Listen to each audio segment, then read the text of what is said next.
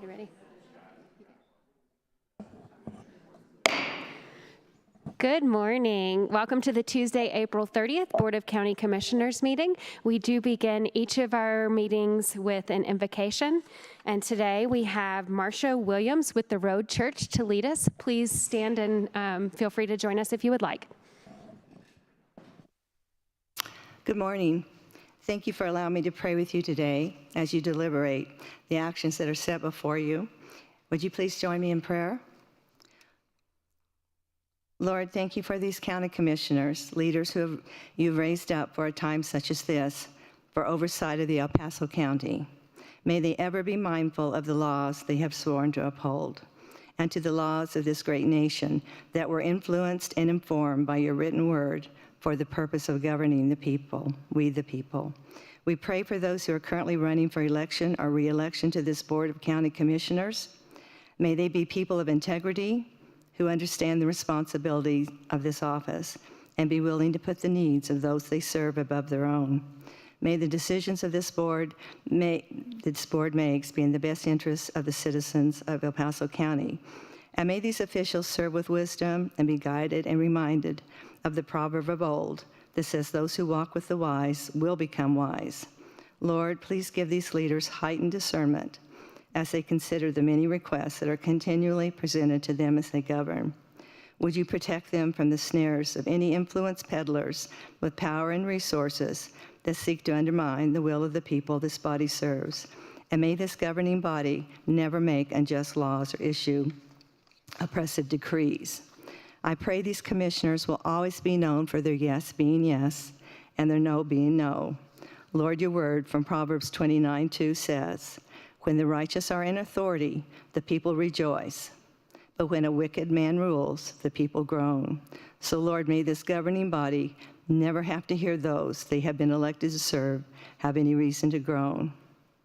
Father, please protect these leaders and all their coming in and going out, and remind them daily of your promise in Nahum 1:7 that says that you are good and you are a refuge in the times of trouble because you care for those who trust in you.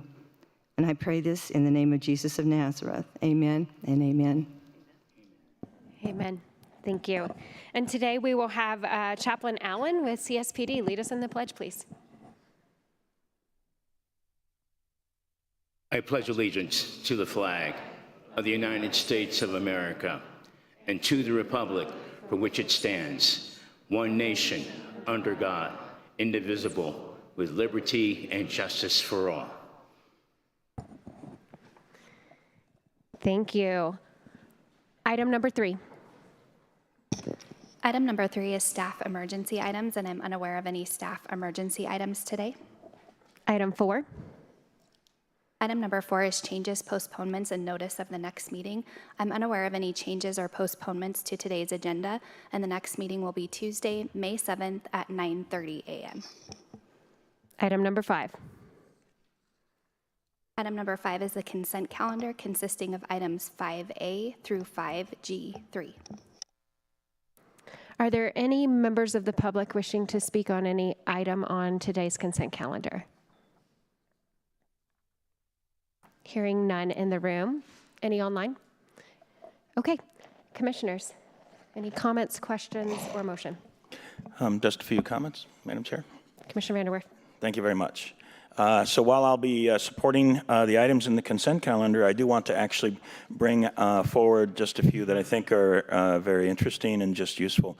The first one is item 5F, and this is a resolution to recognize the donation of miscellaneous books to be used by the jail from various individuals for the sheriff's office. So the first thing I want to do is thank the citizens that have donated those books. Thank you so much for that. I can tell you for myself personally, but I wouldn't be surprised if it was the same sentiment with my fellow commissioners. We want to thank the citizens for donating those books. The one last item I have is item 5G1. This is a purchase of a Caterpillar tire roller, an expensive piece of equipment, but it is the continued ongoing effort for El Paso County to work on our infrastructure, to work on paving roads and fixing potholes. And we've done great work investing in a lot of new equipment that is replacing old equipment that's been breaking down. This is just one more purchase out of dozens that have happened over the last several years that have really enhanced the productivity of our El Paso County road crews to do their job. I just thought it was notable to have that tire roller that we'll be working on a vote for today. Thank you very much, Madam Chair. Thank you, Commissioner. Any other comments or questions? Can I have a motion, please? I move to approve the consent calendar. And I'll second.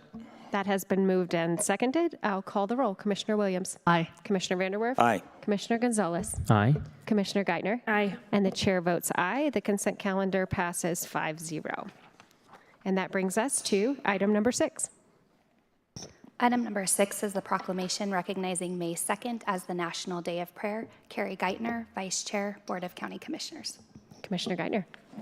Thank you, Madam Chair. I'd like to move approval of a proclamation recognizing May 2nd as the National Day of Prayer.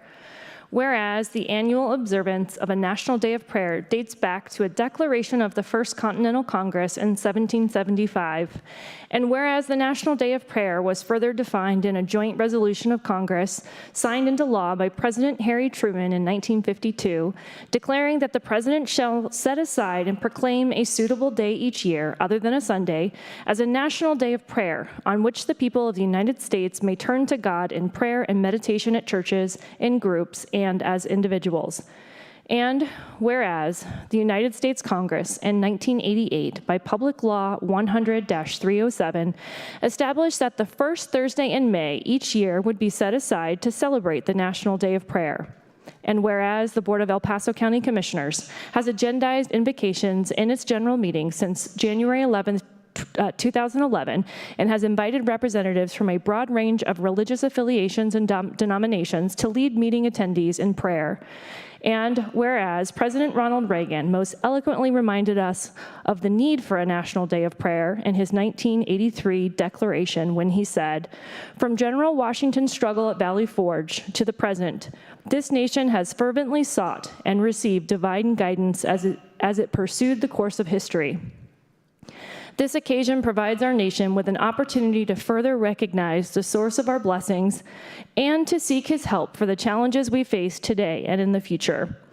And whereas the Board of El Paso County Commissioners agrees with the theme of this year's National Day of Prayer, lift up the word, light up the world, inspired by words found in 2 Samuel 22:29-31, and encourages citizens in El Paso County to pray for our nation and its people. Now, therefore, the Board of El Paso County Commissioners joins leaders across America and hereby proclaims May 2nd, 2024 as a day of prayer throughout El Paso County, Colorado. Done this 30th day of April 2024 at Colorado Springs, Colorado. Signed the Board of County Commissioners of El Paso County, Cammie Brimmer Chair, Carrie Geithner Vice Chair, Lojinas Gonzalez Jr., Stan Vanderwerf, and Holly Williams members, and attested to by Steve Schleicher, County Clerk and Recorder. And I'll second.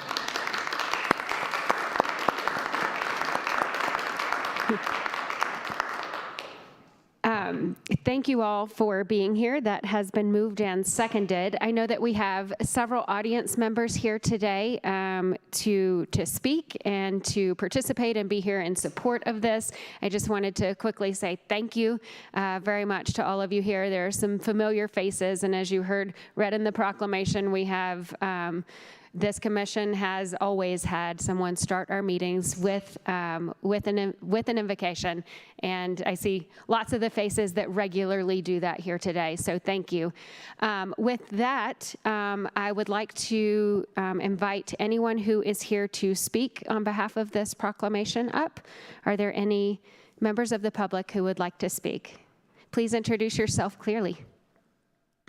All of you commissioners, thank you very much. My name is Jeff Anderson. I've been a longtime pastor here in Colorado Springs.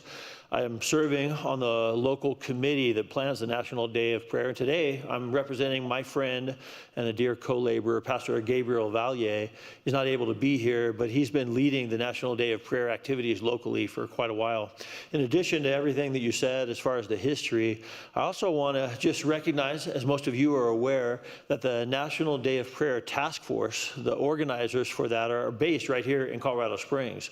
And while most of them will be in Washington, D.C. this Thursday, we appreciate the great work that they've done, going back to Shirley Dobson, who had served as the national chair, and then a dear friend of almost everyone that's in this room, Lisa Crump, had provided great leadership, and now they continue on carrying that legacy.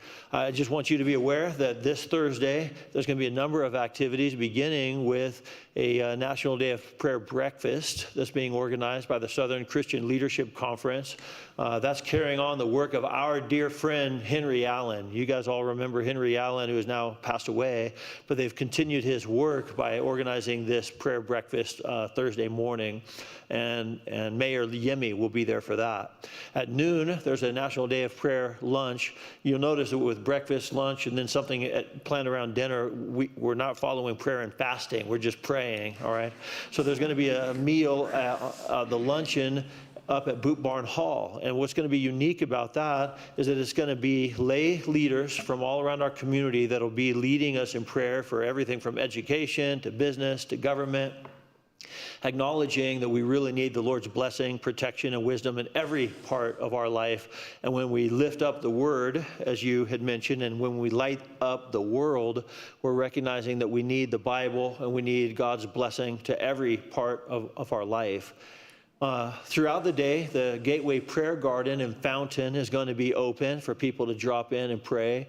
And then finally, there's going to be an evening service that's at New Life Midtown from 6:30 until 8 o'clock, and people will be gathering there and crying out to the Lord as well. And in addition to all of that, I have another friend that's here, a businessman, who's representing the Leadership Prayer Breakfast, and I know, Chairman Bremer, that you'll be there next Tuesday morning.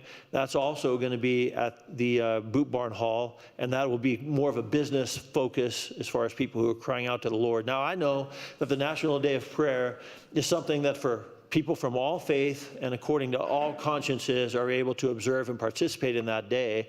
But as a Christian, let me just express my appreciation with a story that Jesus told.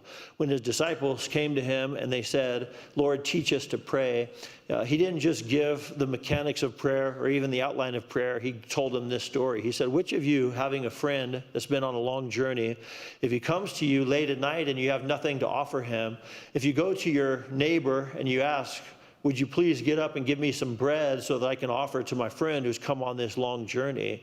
He may not get up because it's late at night, he's already in bed, he may have lots of excuses. But if you keep knocking on that door and by your persistence you keep asking, eventually he's going to give you what you need to offer to your friend." The National Day of Prayer is our opportunity as a culture to acknowledge that we need what only God can provide. We need his wisdom. We need his protection. We need his blessing. We need what his word is able to give us. And we're knocking on the door of heaven and saying, "Lord, we need you to give something because we don't have all of the answers for the community and our friends that are around us." And this proclamation is an acknowledgement that we need the Lord. In the words of a great old hymn, if we ever needed the Lord before, we sure do need him now. And so thank you for this proclamation. Thank you, Pastor Anderson.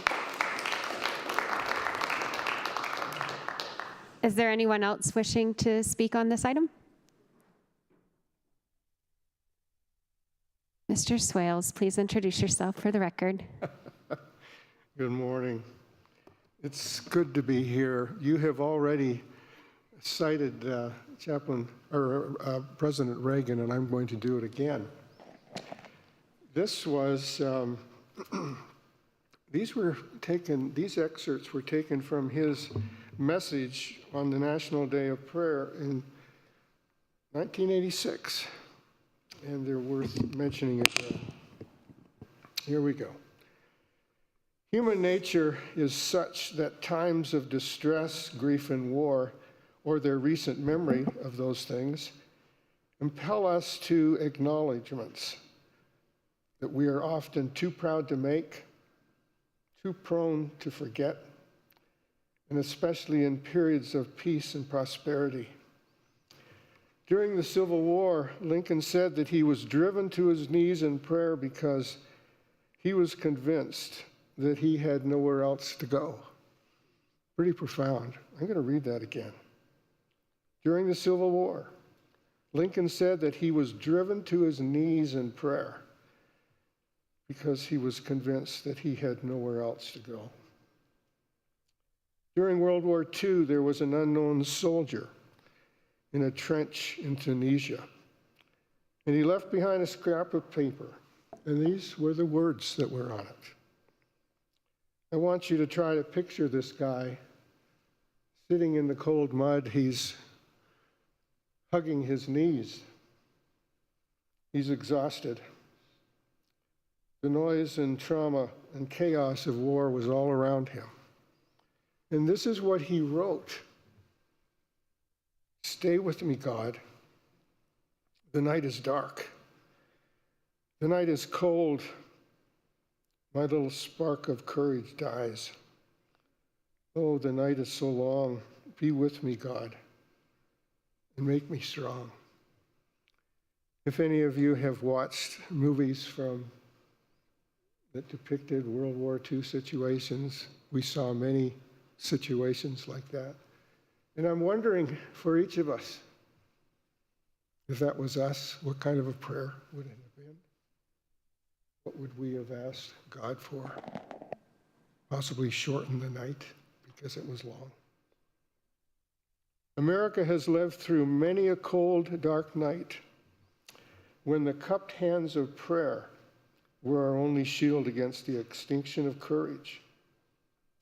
Though that flame has flickered from time to time, it burns brightest when we are willing, as we ought to be now, to turn our faces and our hearts to God, not only at a moment of personal danger and civil strife, but in the full flower of the liberty, peace, and abundance that He has showered upon us. Indeed, the true meaning of our entire history as a nation is scarcely be glimpsed without some notion of the importance of prayer and our declaration of dependence on God's favor on this unfinished enterprise that we call America. Our land today is more diverse than ever. Our citizens come from nearly every nation on the earth. And the variety of religious traditions that have found welcome here has never been greater. On our National Day of Prayer, then, we join together as people of many faiths to petition God to show us His mercy and His love, to heal our weariness, to uphold our hope, that we might live ever mindful of His justice and be thankful for His blessing. That was good, wasn't it? Well said. Well said, President Reagan. Well said.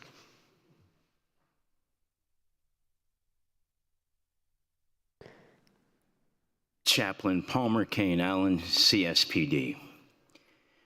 As we gather ourselves to prepare for the National Day of Prayer, may we understand, and may we also come to understand and know the power of prayer. And especially in a time where there's chaos, calamity, uncertainty. We see negativity in reference to life, and in reference to those who are in office. May we come to understand the power of prayer and how prayer can change and touch lives. How prayer gives each and every one of us the opportunity to understand our Creator. An opportunity to understand how prayer through faith can answer many things and overcome many things. Too often, we don't pray. And as a nation, as a county, as a city, it is vitally important that we remember the importance of it, because there's no way we can survive without it. We all need to understand that we're all brothers and sisters in Him. He cares about each and every one of us. It doesn't matter what faith you are. It doesn't matter what religion you are. What matters is that you know who He is and that you hold Him close to your heart. May this National Day of Prayer that approaches brings us together as a people and as a nation, as a city, and as a county. May we come to see that each and every one of us are of value and of worth. Each and every one of us are never alone as long as we acknowledge him who brought each and every one of us here. And as we are approaching the National Day of Prayer, may we realize that each and every one of us are children of him who brought us here.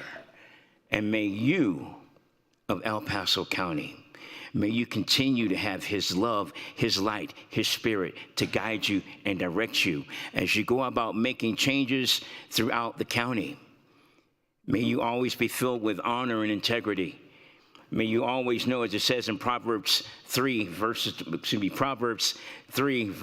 and 6, trust in the Lord with all thine heart, lean not unto thy own understanding, in all thy ways acknowledge him, and he shall direct thy path. And he will continue to direct your path as you continue to direct ours. Thank you. Thank you, sir. Is there anyone else wishing to speak on this item? Hi, Joseph Winger. I want to thank you, commissioners, just for the humility and the wisdom to say, hey, we believe we need more prayer.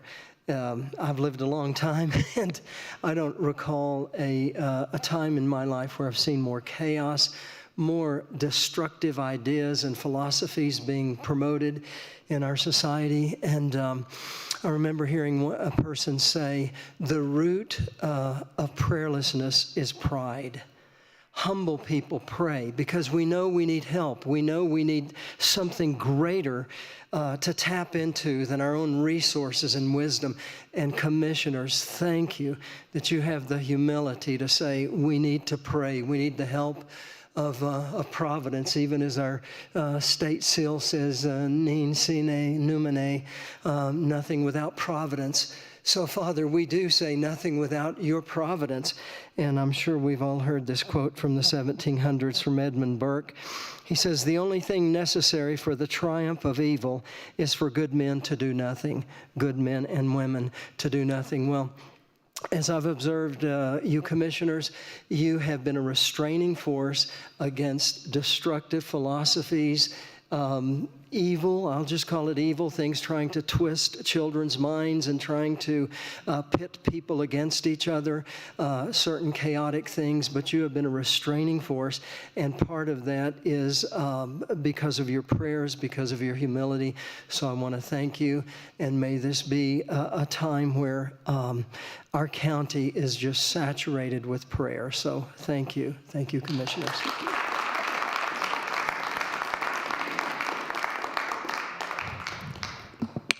Good morning. Brian Michaels, pastor of Springs Lighthouse. I just wanted to pretty much echo Joseph's comments and everyone that went before me. I'll be brief. Thank you for having the courage to issue this proclamation. It is greatly appreciated. Our fellowship is going to have a prayer meeting Thursday night on the National Day of Prayer, and I just wanted to let you know that each and every one of you will be on the agenda for prayer. You make a lot of decisions that affect a lot of people, and we pray for God's strength and for courage and for wisdom for all of you. So thank you very much. Thank you.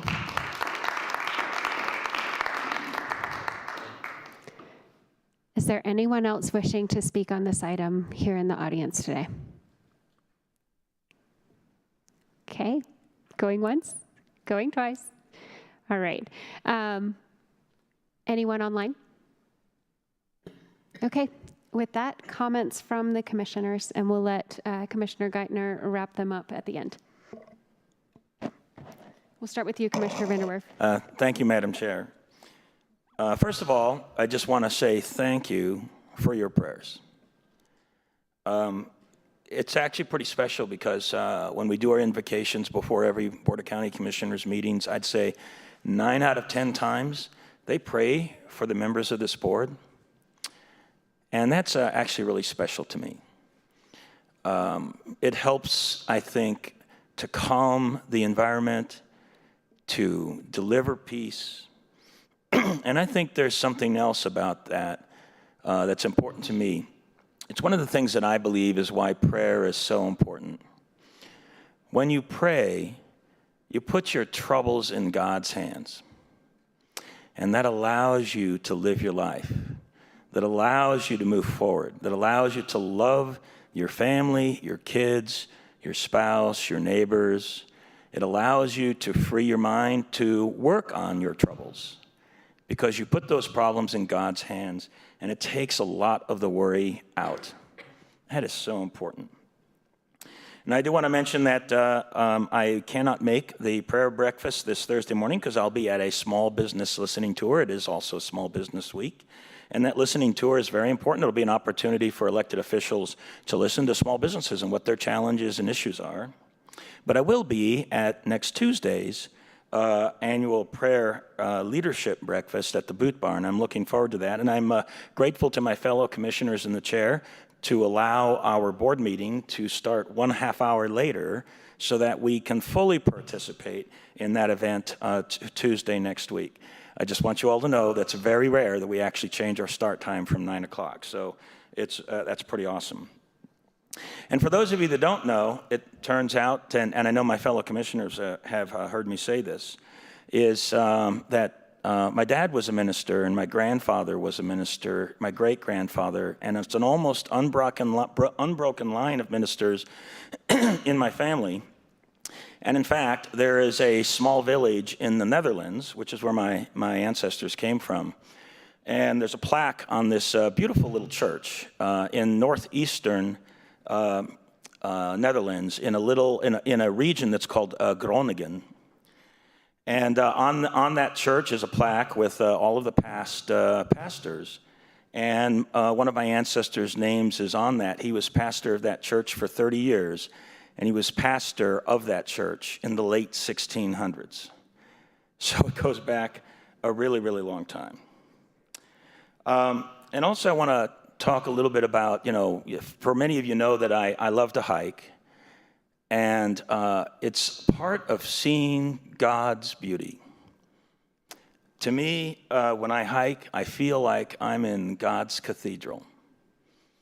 And it's really something to me that God has put in our minds, certainly has put in my mind, when I look at some beautiful vista of mountains and grasslands and animals and everything. He also put in my heart a need to love that. And I always marvel at that. I just think it's amazing. I think experiences like that, in my humble opinion, are proof that there is a greater being. There just is. There has to be.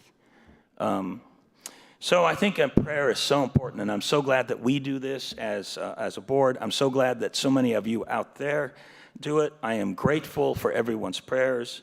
I think we do need God's wisdom. And I think prayer is what helps guide us to it. So I'm going to be supporting this proclamation, and I thank everybody for coming this morning. Thank you, Commissioner Vanderwerf. Commissioner Gonzalez. Thank you, Madam Chair, and I appreciate everybody coming out today for your prayers, as I recognize so many of the faces here that have come here before us and prayed for us and prayed for our community. And as was mentioned earlier, the difficulties we're seeing across our country and across the world. Prayers are needed more now than ever. And so I greatly appreciate that. I have in the past mentioned, I've never quoted it specifically, but I've mentioned the difficulties that our great country had as it was being founded. And the writing of the Constitution where Benjamin Franklin asked for a pause and asked for prayers to help us. And so I'm just going to read, there's a couple of excerpts here from his actual statement and resolution that he proposed. I guess on Thursday, June 28th, 1787 in Philadelphia. Mr. President, the small progress we have made after 4 or 5 weeks close attendance and continual reasonings with each other, our different sentiments on almost every question, several of the last producing as many no's as ayes, is methinks a melancholy proof of the imperfection of the human understanding. And then further down, remember, this is in reference just after the war. In the beginning of the contest with Great Britain, when we were sensible of danger, we had daily prayer in this room for the divine protection. Our prayers, sir, were heard, and they were graciously answered. All of us who were engaged in the struggle must have observed frequent instances of a superintending providence in our favor. To that kind providence, we owe this happy opportunity of consulting in peace on the means of establishing our future national felicity. And have we now forgotten that powerful friend? Or do we imagine that we no longer need his assistance? And he closes, I therefore beg leave to move that henceforth prayers imploring the assistance of heaven and its blessings on our deliberations be held in this assembly every morning before we proceed to business, and that one or more of the clergy of this city be requested to officiate in that service. Thank you. Commissioner Williams. Yes, I did want to read the scripture for the National Day of Prayer first. It says, for you are my lamp, O Lord, and my God lightens my darkness. For by you I can run against a troop, and by my God I can leap over a wall. This God, his way is perfect. The word of the Lord proves true. He is a shield for all of those who take refuge in him. Yeah, I think many people assume that being an elected official is fairly easy, but there comes a big mantle of responsibility there. And I would remind people that the National Day of Prayer is to remind us about how important it is to pray, but we just don't have to pray on one day a year. I think it's important that if I'm going to leap over some of these walls, which seem to have been growing taller lately, I have to spend a lot of time in prayer to be able to do that. I also wanted to bring out something. I'm going to get a chance to visit Pennsylvania and New Jersey here at the end of the month. And I had heard something, one of my favorite pictures is George Washington kneeling in prayer and pleading for his troops. This says, during and after the Revolutionary War, religious groups like the Society of Friends or the Quakers that did not openly support the revolutionary cause often found themselves disregarded. So there was a Quaker named Isaac Potts. He owned a lot of land near Valley Forge. And one day he went out walking at nighttime because he heard someone in the woods. And he followed the sound of a voice obviously of a man praying. And he walked quietly up and looked and saw that George Washington was on his knees praying, pleading. He did not know what to do anymore. He really needed our Lord's help in getting those troops and somehow finding the way to victory. From that day forward, Isaac Potts started serving the actual cause of the Revolutionary War. He didn't tell George Washington he was there. He left and left that man in prayer, but he started supporting the Revolutionary War after seeing what George Washington would do to pray for his troops. Additionally, I just wanted to point out that our Savior Jesus Christ, my Savior, spent a lot of time in prayer. He didn't just start preaching on day one and preach for 3 years knowing everything. Even when he got to the Garden of Gethsemane, he prayed. And it was, if he needs to pray to climb those walls, then I definitely need to pray too. And so I hope everybody remembers that prayer is something you can do every day, not just once a year, and to reach out in prayer to our Lord so that he can help us get through these trying times. Thank you. Thank you. Thank you, Commissioner Williams. I'm going to do something that I don't very often do, which is scrap my prepared comments and share a little story from this morning. Many of you know that I have a 9-year-old son, and sometimes just getting out the door to school on time with all the things we need is a struggle. And this morning was yet another one of just such as those. The The ride to school was a little rough of a checklist. Half of it we had, half of it we didn't. But we have this little pattern of, once I do that horrible merge onto Austin Bluffs and we're kind of out of the traffic and headed, we sing "This is the Day That the Lord Has Made" in a little round, like I did when I was little, driving to school with my mom. And I found that that for 4 years of his school life now, no matter what happens as we walk out the door, that resets. It resets both of us, sometimes me more than him, sometimes him more than me. But this morning was a particularly rough one, and I actually, even after we sang that, it was kind of half-hearted on both sides. And we pulled into the school parking lot, and I usually drop him off, and he hops out. And we didn't do that today. I pulled into the parking spot. He's like, "Mom, what are you doing?" And I said, we have another, we'll pound each other and do the reset button. That's what we call it. And I said, "You know what I get to do today? In addition to a lot of the other things we normally do in County Commission, we have this proclamation, and it's for National Day of Prayer, and he's been here for another proclamation before, so we knew he kind of knows how it goes. I told him how we start all of our meetings with that, and that it helps us reset and be ready to make tough decisions. And he has a test today, so let's just stop, and we're going to do it for real today. And so we closed the door, hopped back in, backpack and all, and we sat there and did it. And it was such a reset. And then on the way into school, he started singing "This is the Day" as we're holding hands and walking in. So I don't think I need to say much more other than there's the power of prayer right there.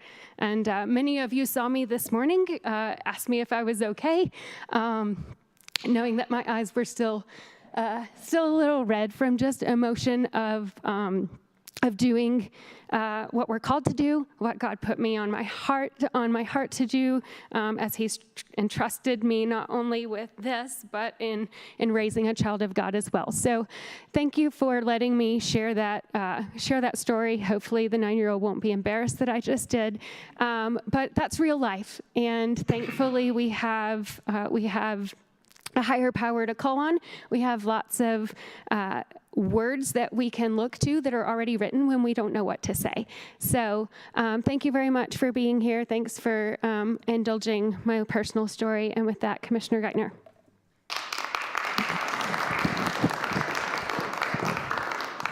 Thank you, Chair Brummer. It's not often that I'm at a loss for words, but today is a day that I thought a lot about this proclamation driving in, and the meaning of it in the context of so many other things going on in the world today. As I listen to many of you, I know that you are aware of and struggling with the things that are going on in the world around us as well. And there are a couple of things that were mentioned that that really were kind of sparked in me the things that I've been thinking about. So I kind of want to mention a few of those things. But over the weekend, I tend to do a lot of reading and watching of historical events. And one of the things I did was watch a speech by Ronald Reagan. It was not the Day of Prayer speech, but it was a different one related to communism. And when President Reagan was introduced, I had to stop the video. I had to run and get my husband and say, "You have to watch this," because the first thing, but before he even spoke, he was introduced as a man who believes in the truth of the Bible. The President of the United States was introduced as a man who believes in the truth of the Bible. And I was just floored. And I thought, how did we get here? How did we get so far in our nation that it was acceptable and it was good, and the entire United States was very much in favor of a president who would be introduced as a man who believes in the truth of the Bible? It just floored me. And I look at where we are today, where it seems like we're becoming more and more afraid to speak those things in public, and that is concerning to me. We have heard from here, because we pray at this body at the beginning. We have, and this has been talked about in the media, so I'm not exposing any great secret here, but we have been attacked by organizations who would seek to take prayer out of what we do here. And while we always want to respect all faiths, I think that the pendulum could swing too far. So where we go from, hey, we can agree that we're all seeking truth, even if sometimes we're not all sure what that is, but we're all seeking it, and we have respectful conversations and understand that in a faith. I grew up in a different faith than I am today. I don't hate, I don't, look down on people. I don't, find it objectionable that there's that different faith that I grew up in. I began to learn things and think about things differently, and I still greatly respect people of that faith. And that's a part of what it means to truly have religious freedom in the United States of America, in my opinion. But what it doesn't necessarily mean is that we try to take God out of everything in America. And that is where I think that we have headed. So that was just striking to me.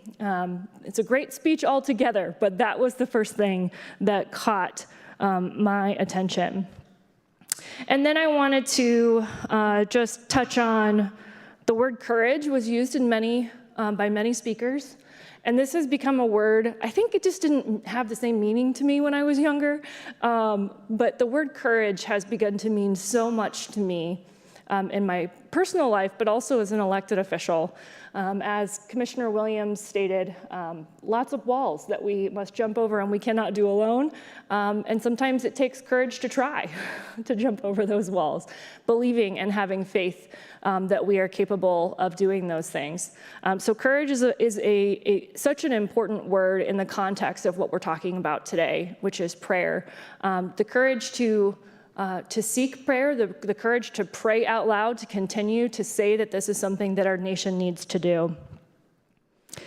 And then someone else quoted, "All it takes for evil to thrive is for good men to do nothing." And I think about this a lot as well, because it can be very easy to allow the forces of culture that we are seeing in the United States to scare us from having a national day of prayer, to scare us from quoting the Bible, to scare us from doing the things that I think are important. And we could sit by and say, well, we're not doing anything bad, we're just doing nothing. But in that lack of courage, to tie it back to that, we do allow those bad and evil things to begin to take root in our nation. And I think that it's important to continue to remember that just doing nothing or not participating personally in those evils is not the same as having the courage to protect our nation from those items.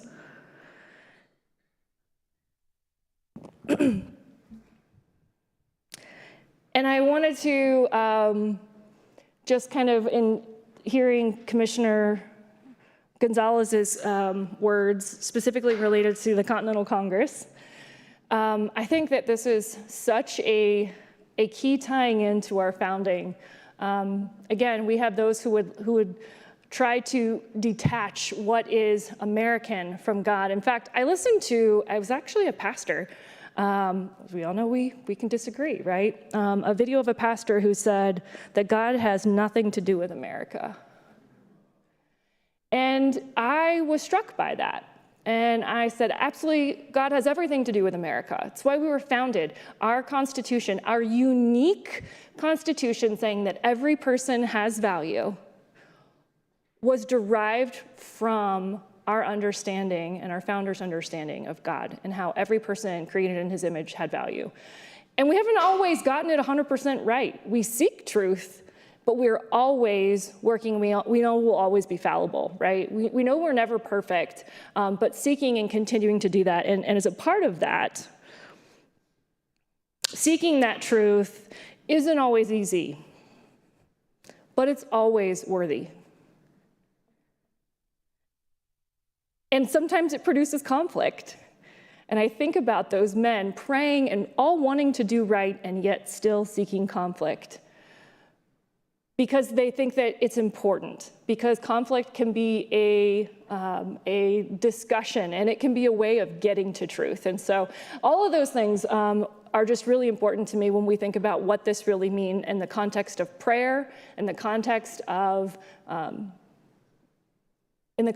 how we operate here in government and the greatness of this nation.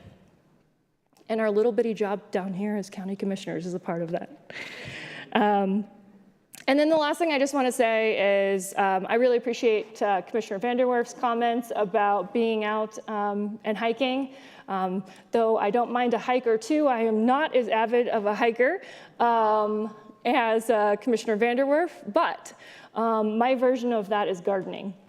And when I garden, I often have worship music that I play as I do that, and I think very specifically about the amazing creation that we have around us and how much beauty and joy and all of the just amazingness that comes out of a tiny little seed. It's such an inspiration to me. And so I think as we talk about the value in all these ways that we pray and we experience prayer and we invite God into our lives and ask him to intervene in our lives, I will sum it up and say it gives me hope. Last Sunday, my pastor talked about how all of the things going around us today, we can never lose hope and never forget that God is on the throne. And even when it seems very, very dark, that he is there. So I'm grateful for this day of prayer. It has rejuvenated me to have all of you here and to have this discussion. And I'm very grateful for that. And with that, I will turn it back over to the chair. Thank you, Commissioner Geithner. All right.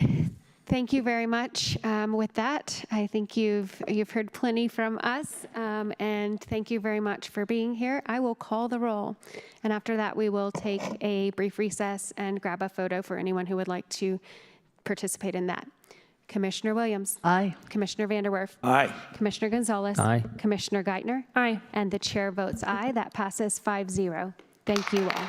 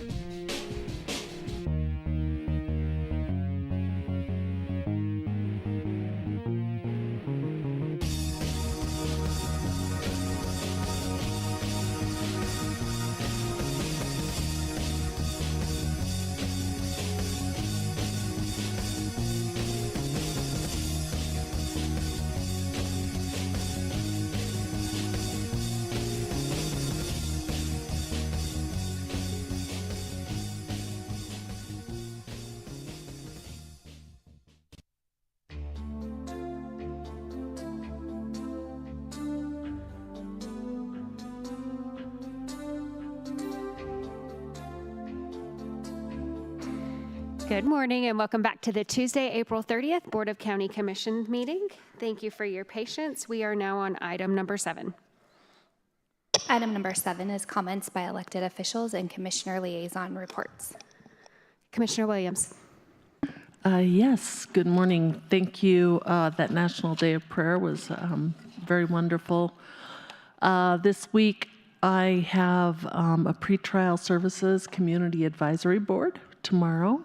And then also on Thursday, I have the statewide transportation advisory committee meeting in person in Denver, the first time they have met since we've had some really bad legislation proposed by CDOT in the state legislature, at least according to my view. So we'll see how well that goes. And those are on Friday, I am participating in the Pikes Peak Regional Fire Academy graduation. I'm very excited to support some of our firefighters from the Tri-Lakes Fire Department, and I'm going to be attending that on Friday. And that would be it for my week, so thank you very much. Thank you, Commissioner. Commissioner Vanderwerf. Thank you. Thank you, Madam Chair. I know that my fellow commissioners will talk a little bit about some of the legislation that is still pending in the various stages out of the state legislature. And I, initially came in here this morning thinking I would talk a little bit about the gun bills, of which there are many, where, in my humble opinion, the legislature is trying to take our freedoms to protect ourselves away from us. But actually, I think what I'd like to do is back up a little bit and just offer an appeal to our citizens and to our legislators about how important it is to allow the citizens of Colorado to live their lives the way they see fit and to stop trying to legislate behavior. We've got great industries, great companies that deliver great products and goods and services. And when you have a particular agenda, a particular kind of belief, and you happen to be a legislator as well, it just seems like there's a growing interest in trying to force everybody to believe what you believe. Well, that is a form of oppression.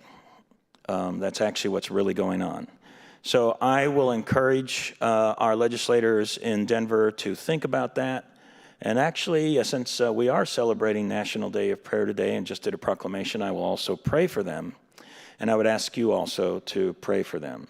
Now, as far as events for me this week, I'll be going later today to the Colorado Springs Education Workforce and Alignment event. That'll be at 4 o'clock. And then tomorrow, I'm going to the Boy Scouts Investment in Character Luncheon. Always have enjoyed going to that. It's a lot of fun. My son was an Eagle Scout. And then on Thursday morning at 8 o'clock, we'll be going to participating in the Small Business Listening Tour. And I mentioned that earlier, an opportunity for small businesses to be able to engage with their elected officials, and I do look forward to that. And let's see, then also Thursday night, I'll be going to our Community Salutes. This is a program to support citizens here in El Paso County that have enlisted in the armed forces, and that is such an honorable thing, and I'll be there to support them, and also will have an opportunity to speak. And then on Friday, I'll be going to the Pikes Peak State College firefighter graduation ceremony, and then later on the networking event for Small Business Week. And then also on Saturday evening, I'll be going to the Cinco de Mayo Scholarship Gala. They do a great job raising money for students, and so that is the agenda for me. Well, actually, one more thing before Tuesday's meeting next week is the Armed Forces Concert on Monday evening at 5:30, which will be at the Peak Center for the Performing Arts. So those are the things that I'll be going to. Thank you. Thank you. Commissioner Gonzalez. Thank you, Madam Chair. So tomorrow I'll be attending the Bronze Star ceremony at Fort Carson. Saturday, I will be attending the Fountain Creek Nature Center's Family Fun Day. So this is always a wonderful event. I get to somewhat co-host, and they usually let me let me at the hot dog grill for a little bit, burning hot dogs for all the families that'll come out. So I hope you'll come out and enjoy. And they always usually have pizza as well. So if you don't, I've gotten much better the last several years. So it's very rare that I burn a hot dog now. But it's always a fun, great family time. And I hope to see a lot of people out there Saturday from 10 to 2 o'clock at the Fountain Creek Nature Center. And then Saturday night, also attending the Cinco de Mayo Scholarship Fundraiser Dinner. Thank you. Commissioner Geithner. Thank you, Madam Chair. A couple of things going on, including I'll be attending the Education and Workforce Alignment Conversation from Common Sense Institute, as well as tomorrow I have a Water Authority meeting and several constituent meetings. This is a lighter, regular meeting week. I get to take the time to meet with constituents and have those conversations, which I always appreciate. I do want to talk about just a little bit, a couple of things going on at the Capitol. One of those things that was just truly concerning to me is the realization that the majority party has decided what words the minority party is allowed to use as they seek to represent their constituents. That's very concerning that their speech has been limited in such a drastic way. If you watch some of that video, it's very concerning. The words illegal immigrant they were told they were not able to use those. The individuals who tried to use those words were gavelled and told that they could not use those words as they sought to discuss a bill. That was the case even when those words were used to describe people who truly are crossing our border illegally. And so just trying to minimize the usage of those words was very, very disturbing to me. It's an obvious overreach and obvious, to me, constitutional problem when we have the government trying to truly stop speech from those who are trying to represent their constituents. So I am hoping that we're going to see some changes there, but it's important for us all to know and realize what is happening at our Capitol.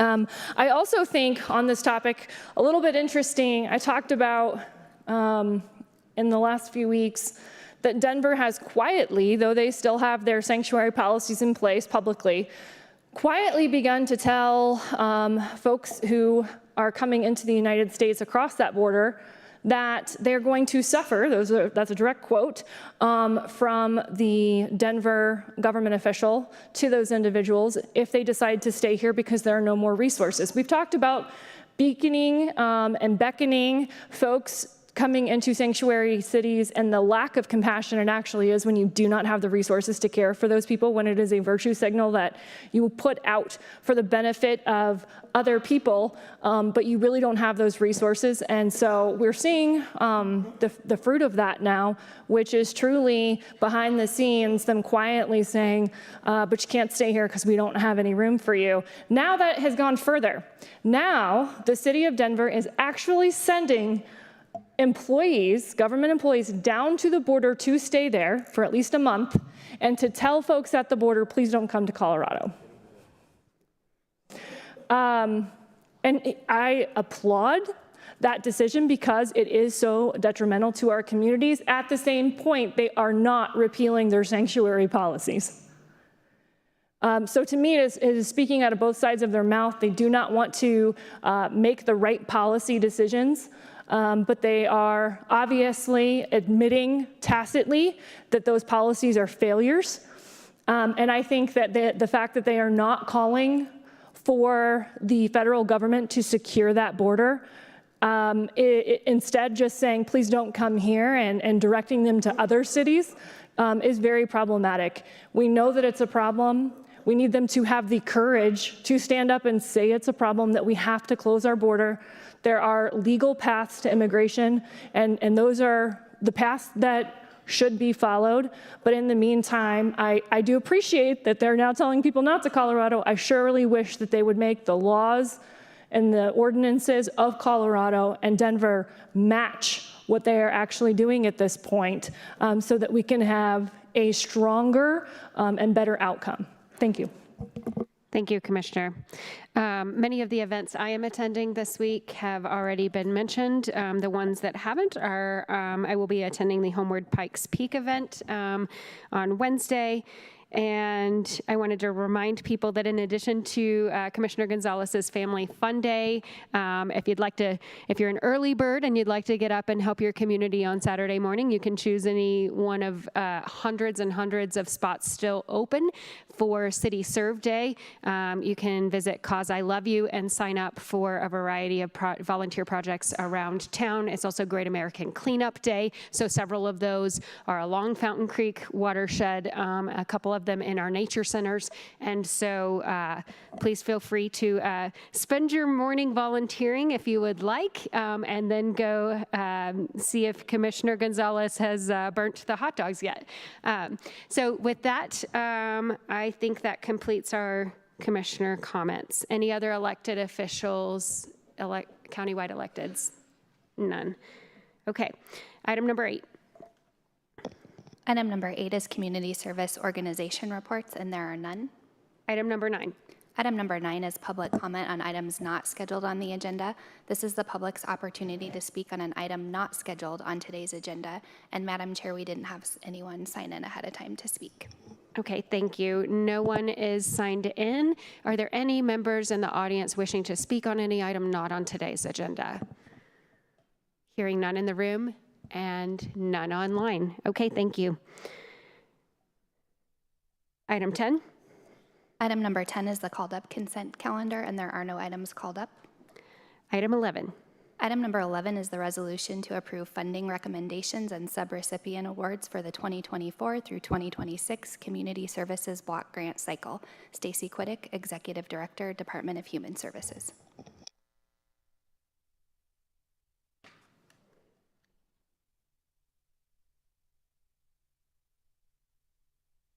Good morning, Commissioners. My name is Asia Rosenthal. I'm the Director of Quality and Development Services with the Department of Human Services, speaking on behalf of Stacy Quiddick today.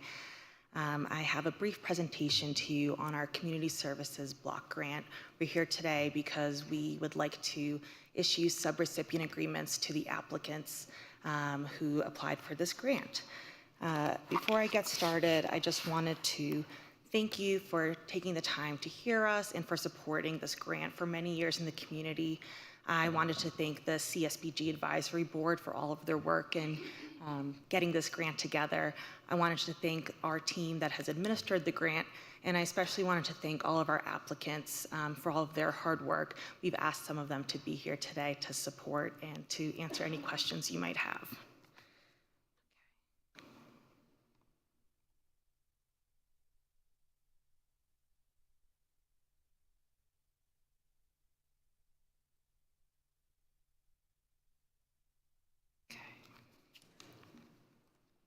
Okay, so a little bit of background on the CSBG grant. This is a federally funded block grant. It provides funds to alleviate the causes and conditions of poverty. It is granted in 3-year funding cycles. I wanted to note that this grant has been a part of the El Paso County community for over 20 years, so it's a very important grant in our community. The goals of the program are to reduce poverty, revitalize low-income communities, and empower low-income families to become self-sufficient. It's federally managed by the U.S. Department of Health and Human Services in Colorado. These are distributed by DOLA, the Department of Local Affairs. For the 2024 to 2026 cycle, we anticipate receiving $658,000 annually, $475,000 of which goes to the subrecipients in our communities. The remaining goes towards grant administration, budget, and trading. I wanted to speak a little bit about some of the requirements and the oversight required with this grant. We have an advisory board, which I'll speak about on the next slide. We complete a community needs assessment so we can really ensure that we're meeting the needs of the community, and that's updated every 3 years. We also complete, along with that, a community action plan, and we have several standards that we hold ourselves to and are held to by DOLA and the federal government, along with regular audits such as site visits and getting annual reports. Up here you can see our advisory board. This is a 9-member board. We have a commissioner representative, Commissioner Williams. Thank you for serving on that board.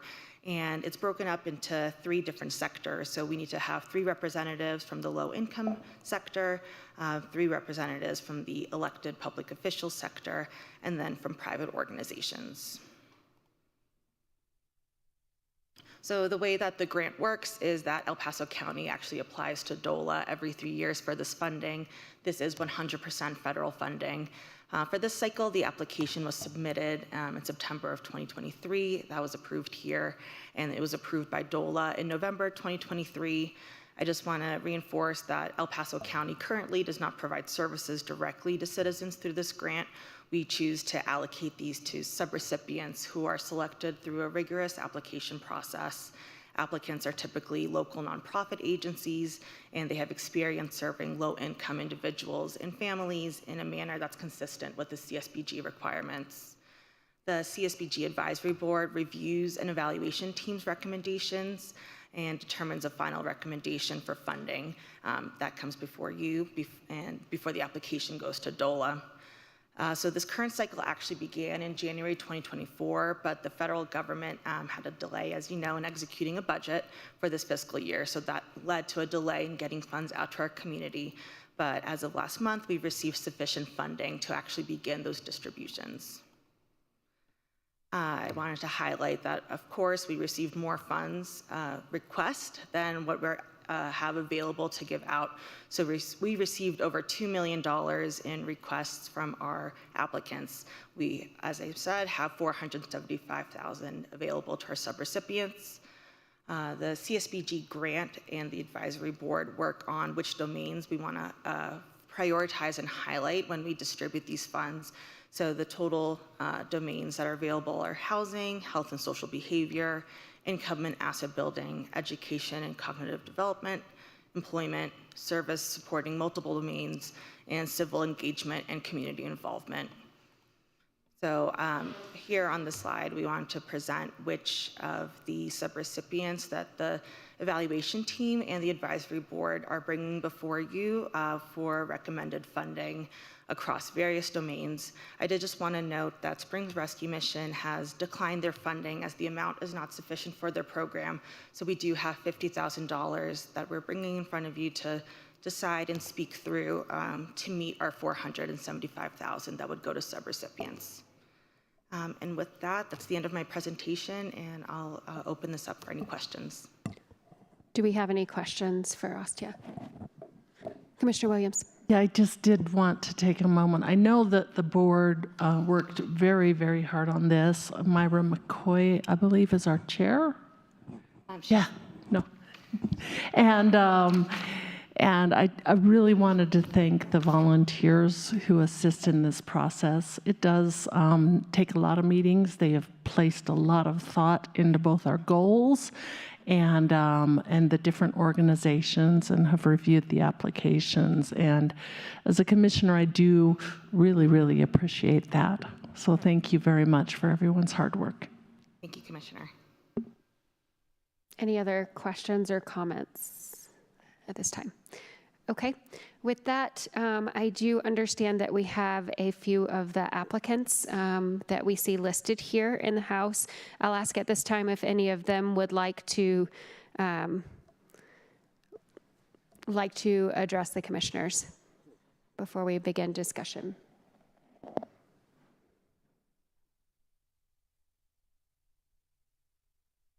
Good morning. Please introduce yourself for the record. Good morning, Commissioners. I am Mary Stegner. I'm the Executive Director of Partners in Housing. Thank you for your time today to be allowed to come up and speak for just real quick. You'll see our name on this list for the first time that we've been granted funding in this CSBG arena. We receive very little federal funds for our program. But when you look at the goals of the CSBG and helping families in our community become self-sufficient is what Partners in Housing is all about. Families come into our program in a housing crisis, and we work with them for about a year on self-sufficiency skills. So budgeting, credit counseling, employment, healthy relationships, all those things that make a family whole and able to sustain themselves. They then stay in our community and work in our community. So we really appreciate being able to be a part of this year, and hope that this all makes sense to all of you. As you can see, again, we're on the top level on the priority goals under housing. Our families exit our housing program after that year, and 92% of them last year exit to their own stable housing. So they're in our community, in control of their housing, paying their rent, teachers, working in the medical field, and really self-sufficient residents of our community. So thank you very much. Thank you. Is there anyone else? Please introduce yourself for the record. Good morning, Commissioners. My name is Andy Barton. I'm the President and CEO of Catholic Charities of Central Colorado. I too appreciate the opportunity to be here, appreciate the work that you all do, the challenge and the sacrifice that it is to be elected officials representing our community. And we are grateful for the opportunity to be considered for these funding sources. Later today, we will see about 400 individuals, between 400 and 500 individuals, walk through the doors of the Marion House a couple blocks from here. About 25% of those individuals are homeless. The other 75% are folks who are on the verge of being homeless, are dealing with the increasing impacts of inflation in our community. And what this funding allows us to do is to connect those folks who come through our front doors with the services they need, and oftentimes to stay housed. Eviction prevention is one of the main program services that we provide through this funding. But it is also access to food, it is access to transportation, and it is a guidance for those who come to us in need. Catholic Charities in many ways is ground zero for the folks who are experiencing poverty and homelessness in our community. And we could not do what we do in terms of getting people stable without the support and funding that this provides. And so we are, again, grateful for the opportunity and appreciate the work that the board did in this recommendation. Thank you. Thank you. Please introduce yourself for the record. Good morning. Carlos Jimenez, CEO of Peak Education. Thank you so much for allowing us to come and even just speak for a minute with you all today. The Community Block Grant, we'd be a first-time recipient as well. I think it would be a strong investment in our students and our youth, and we're excited to have that opportunity. Many of you have been to Peak Education events. Some of you were at the Atlas board groundbreaking the other day. And you know that we need a stronger educational infrastructure in our community. It's absolutely paramount that we continue to work towards stronger outcomes after high school for our youth. In our community right now, only about 16% of our graduates will complete a post-secondary credential within 10 years of high school graduation. 70%, or greater than 70% of all living wage jobs require some kind of a post-secondary credential. That is not just a 4-year degree, could be a 2-year degree, could be a certificate. But as a community, we're not doing a great job of leveraging our educational infrastructure to allow students to reach their potential. That's what Peak Education does. We work with students from 7th grade through college completion, walking with the family and the student, and that's one of the most powerful parts of our model. It's not just an educational program, it is a true wraparound support for the entire family. We've just been interviewing 6th and 7th graders over the last few weeks and their families. To be honest, many tears have been shed in those interviews. Powerful stories of youth who have dreams, who want to achieve, accomplish great things.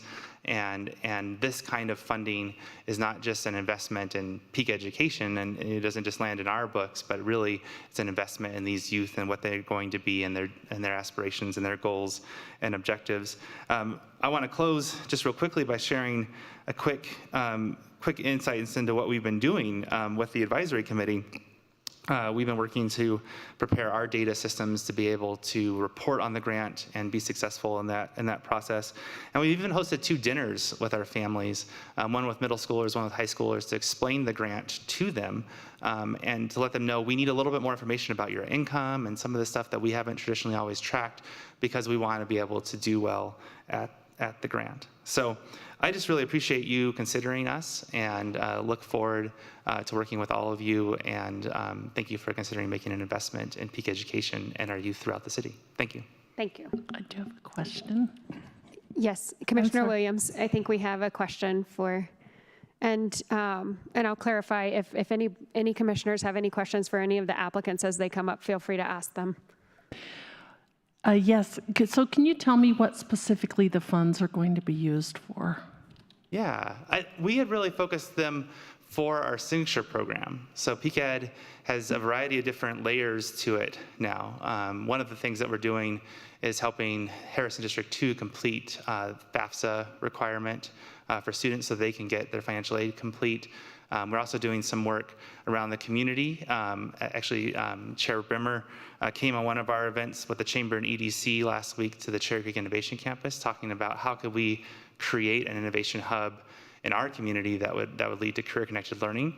But our signature program is specifically what I was talking about. That's monthly programming in the schools, as well as mentorship for 9th and 10th graders with our college students. 11th and 12th graders receive mentorship from community members, and then that wraparound support for those moments of need where a student and family needs support, whether it's a housing situation or an addiction situation, referrals to mental health, things like that. And then finally, at the end of our process, not the end of high school, we work closely with students and families to start to plan for college, whatever college is going to look like. And so about 90% of our students will choose a college option of some kind, and we actually support them. This is not directly to your question, but we actually have a fund of scholarship dollars that actually supports them as well, about $50,000 we give out a year to make college more affordable. But the part that the funding would help support is that college counseling component of helping a student kind of ascertain their aptitudes and then figure out where they want to go to school, what would be a good fit from there. Any other questions? Commissioner Geithner. Thank you, Madam Chair. This is a bit unorthodox. We haven't done this this way in the past, so I was not aware we were going to be asking questions. But since you're here, I would love to, and I'm going to ask the chair's indulgence here, and going back to some of the others that spoke as well, since this is how we're doing this today. But I do have grave concerns with some of the information posted on your website. Specifically, it is what I would say an encouragement of racism in college applications. And I'm curious why you guys are encouraging what is essentially racism for other students. I'm a first-year college graduate myself from my family. So those type of situations where you're encouraging colleges to look at the color of someone's skin over their merit are very concerning to me, as I would have been potentially in a place where I didn't have a lot of supports either, but because of the color of my skin, the kind of policies that you are promoting would have negatively impacted me. So how do you square kind of this idea of pushing for racism in college admissions with helping every student get to college? Well, Commissioner Geithner, I would disagree with your characterization of that. You know, you were just talking earlier about the power of words and the opportunity to speak about different perspectives, and that's my entire career in college admission. I'm the first in my family to go to college. Well, I read that about you on the webpage, and I appreciate that. I hoped that you would resonate with the greater mission of Peak Ed, you know, because of your personal experience. What I said in that statement was that it was unfortunate. It's unfortunate in a couple of different ways. Not so much that colleges and universities are no longer able to use race in the admission process. I think that was a helpful tool. Lots have been talked about in this body about the government interfering or becoming bigger and engaging more in the lives of ordinary citizens.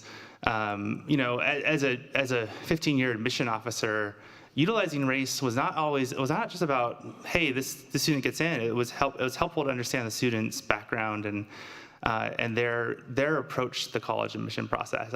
I would love, if you all want to learn more about selective college admission, come to Peak Ed. I'd love to do a case study with you all, teach you a little bit more about what that looks like.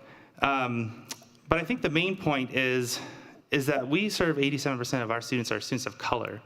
And while in reality, the admission decision, the Supreme Court decision, was really about some of the most selective, competitive, or what I would call the most rejective colleges and universities in the country. That's not where the most of our students will apply, but the media will focus on that aspect of it, that somehow college has become harder to get into, somehow college is more difficult to access because of this Supreme Court decision. And so really what our message was, and it was intended to be, was we need to wrap around our students even more. And we're here for you, even as you navigate this college admission process. It's not just about the color of your skin. It's about the resources you've had in high school, and the support, just like you were saying, is so critical for a student to be able to access and navigate this process. I think that's been really true of an example of that is the FAFSA this year. I think we have one of our team members said that we should put another statement up about the FAFSA process on our webpage. It includes a hand gesture that is not appropriate for professional settings because of the rollout and the difficulty that has caused our students as well. So I think that the statement is really more centered on our students and their opportunity. I would disagree with the characterization that it's a racist component at all. So do you support merit-only based college admissions or not? It's a great question. I think merit is in the eye of the beholder. I think merit is a really interesting term. What is merit? Is it a student that walked the halls of Choate Rosemary Hall or Harvard Westlake in LA because their family happened to be more privileged and could give them that opportunity to be in that incredible, amazing place? Is that the student's merit, or is that the parents' merit if they're accessing that kind of education? Is merit taking care of your siblings because there's no one else to take care of them? Is merit being homeless and getting a B, but you were homeless? I think merit can take on a lot of different qualifications. So I would say, yes, I do support admissions based on merit, but I want to understand what you mean by merit when you ask that question, because I think merit takes many forms and manifestations. So just to clarify, then, do you agree with the use of skin color as part of a determining factor in college admissions? If it impacted a student's life. That is what Justice Roberts said that is allowable under the law of the country. And so I think that was part of the decision that I thought was powerful, was how has race, or how has that played a role in your overall holistic approach to applying to the college admission process? So not just because that happens to be the only factor, but one among many. And that's exactly what Justice Roberts wrote about in the affirming opinion for that case. Nevertheless, the opinion was that taking those things into consideration was not acceptable, and that's where the decision came in. So thank you for your answers. I do appreciate the clarification. Yeah. Thank you. Any further questions? No, thank you again for the opportunity. Thank you again for the dialogue. And I know this is a public forum, but I'm happy to have further dialogue and conversation with you offline. I think that's really important. Something that's really important to me about Peak Ed is that we have a big tent, and a lot of the opportunity that Peak Ed provides seems to transcend some of the division and some of the challenges of our political rhetoric and our political ideologies. And I apologize if our statement came across as any unclear in that space, but that is really important to me, and I mean that genuinely. I'd love to have more dialogue with you about this. Thank you. Thank you very much. Do we have any other applicants? Please introduce yourself. It always feels funny to say that to people I know exactly who they are. Good morning, Angela Rose, Executive Director at CASA of the Pikes Peak region. I appreciate all of you and the work you do. We have been a past recipient of CSBG, and for this current funding, we would be using it for the same program, which is our Supervised Exchange Parenting Time program. And so these are kiddos that are referred to us from the court. The judge has determined that these kids are not safe to be alone with their parents, usually for substance abuse, domestic violence, or mental illness. And so we have volunteers that will sit with each family and make sure that they are following the rules of our program. They will intercede in the visit if something is not going well. And the goal of the program, of course, is to get people out, or the families out of this program, so they can be with their kids unsupervised. The other side of that is if they can't behave the hour a week there in our program, then that sends a strong message to the judge as well that they probably shouldn't do visits unsupervised with their children. The good news is that these families that come to us often appreciate that we provide the space for them. I think it helps them get through their treatment plans and do better because they're able to see their children. Sometimes when you take away their ability to see their children, it really throws them for a loop and gets them off track. So this helps keep them on track, helps them do better so that they can be a good parent to their children. And it also provides the children with a chance to continue that bond with their parents. You know, they love their parents, they just want the bad stuff to stop. So if we can provide that safe visit for them and know that they don't have to worry about the bad stuff in that visit, it gives them a chance to be with their parents. So I appreciate the opportunity for this funding. It's really needed. We are the only program in this region that offers these visits. Other visits that are offered, the families have to pay for the visits, like a therapeutic visit, which is very expensive. Many of our families are in a poverty situation and cannot afford that. So this grant helps us provide this service so that these families can be together. So thank you very much for everything you do for our community. I appreciate it. Thank you. Any questions? Okay. We'll circle back to you if anybody has any other questions. Any other organizations present? Please introduce yourself. Good morning, Maura Allaby with Tri-Lakes Cares.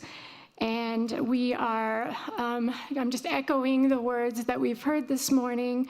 We are grateful to have been subrecipients of a CDBG and what it has meant for our northern El Paso County neighbors, what it's done to change lives.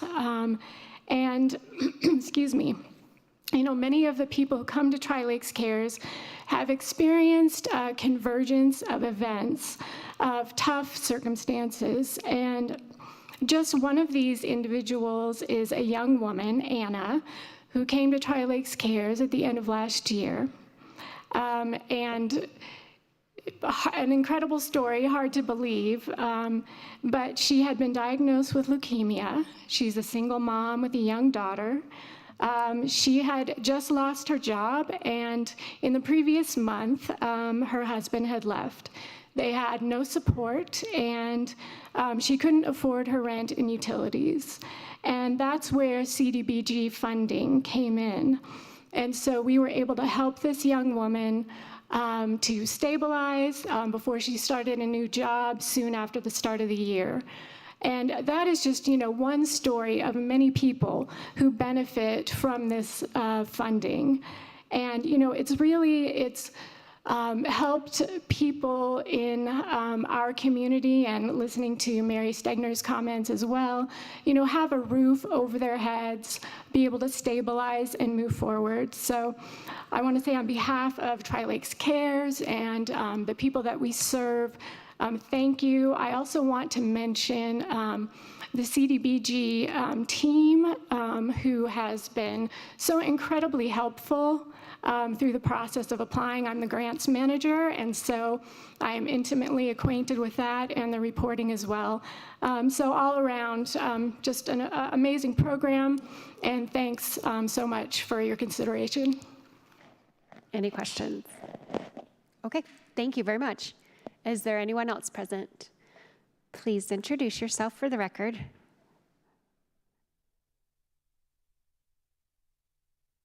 Good morning, Marla Novak with the Housing and Building Association.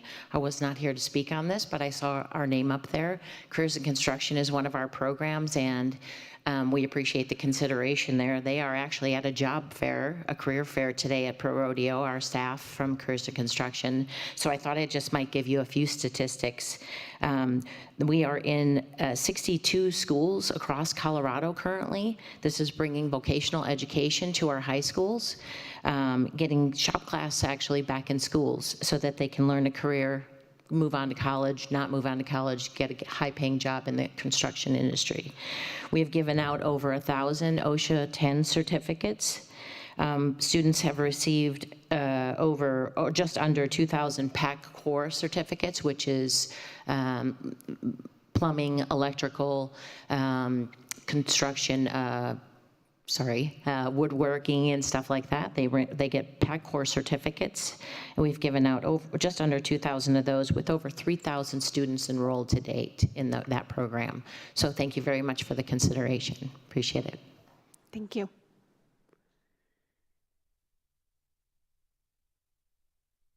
Thank you for your patience. Please introduce yourself. My name is Kay Tally Foose. I'm from Stable Strides. I'm the executive director.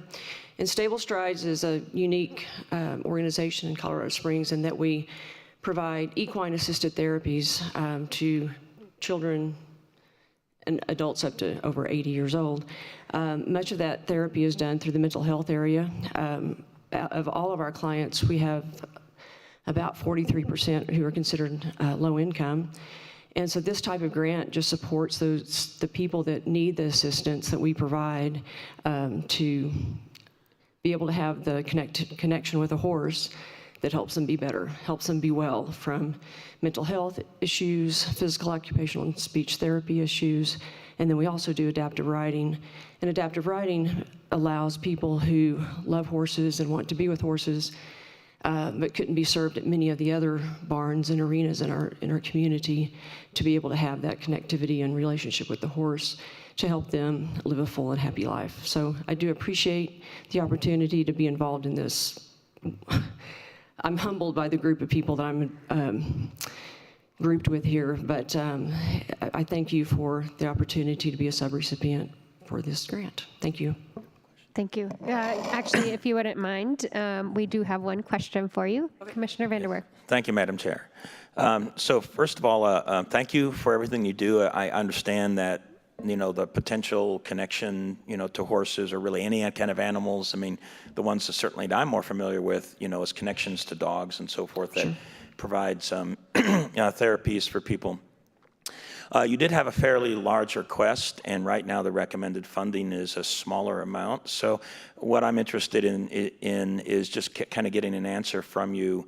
Even with that small amount, that is still something that you can put to use and get a benefit from. It's not like it's so small that it would be difficult to do something useful with it. So I'm interested in your comments on that point.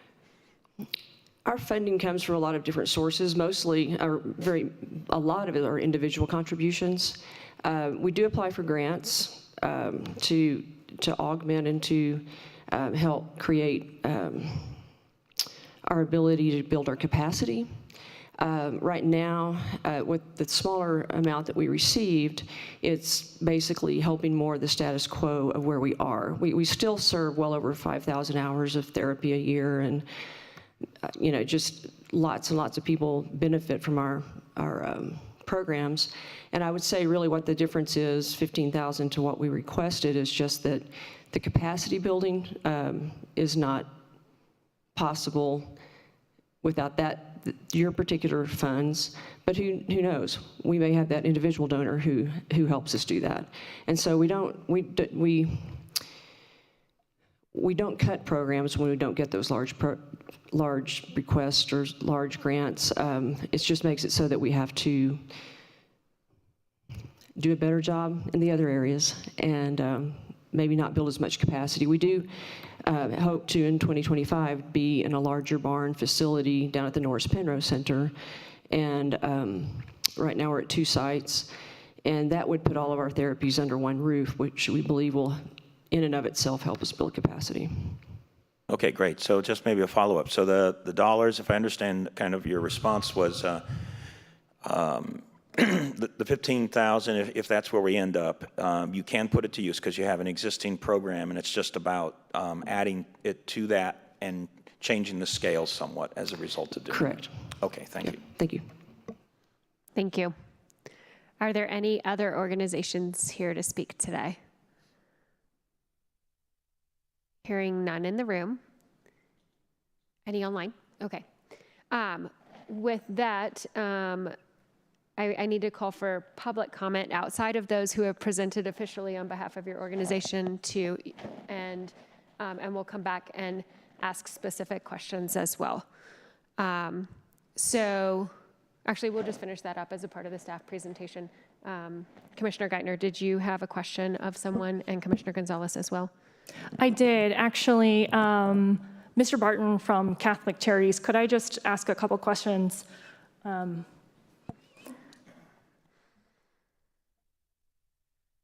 Hi. Hi.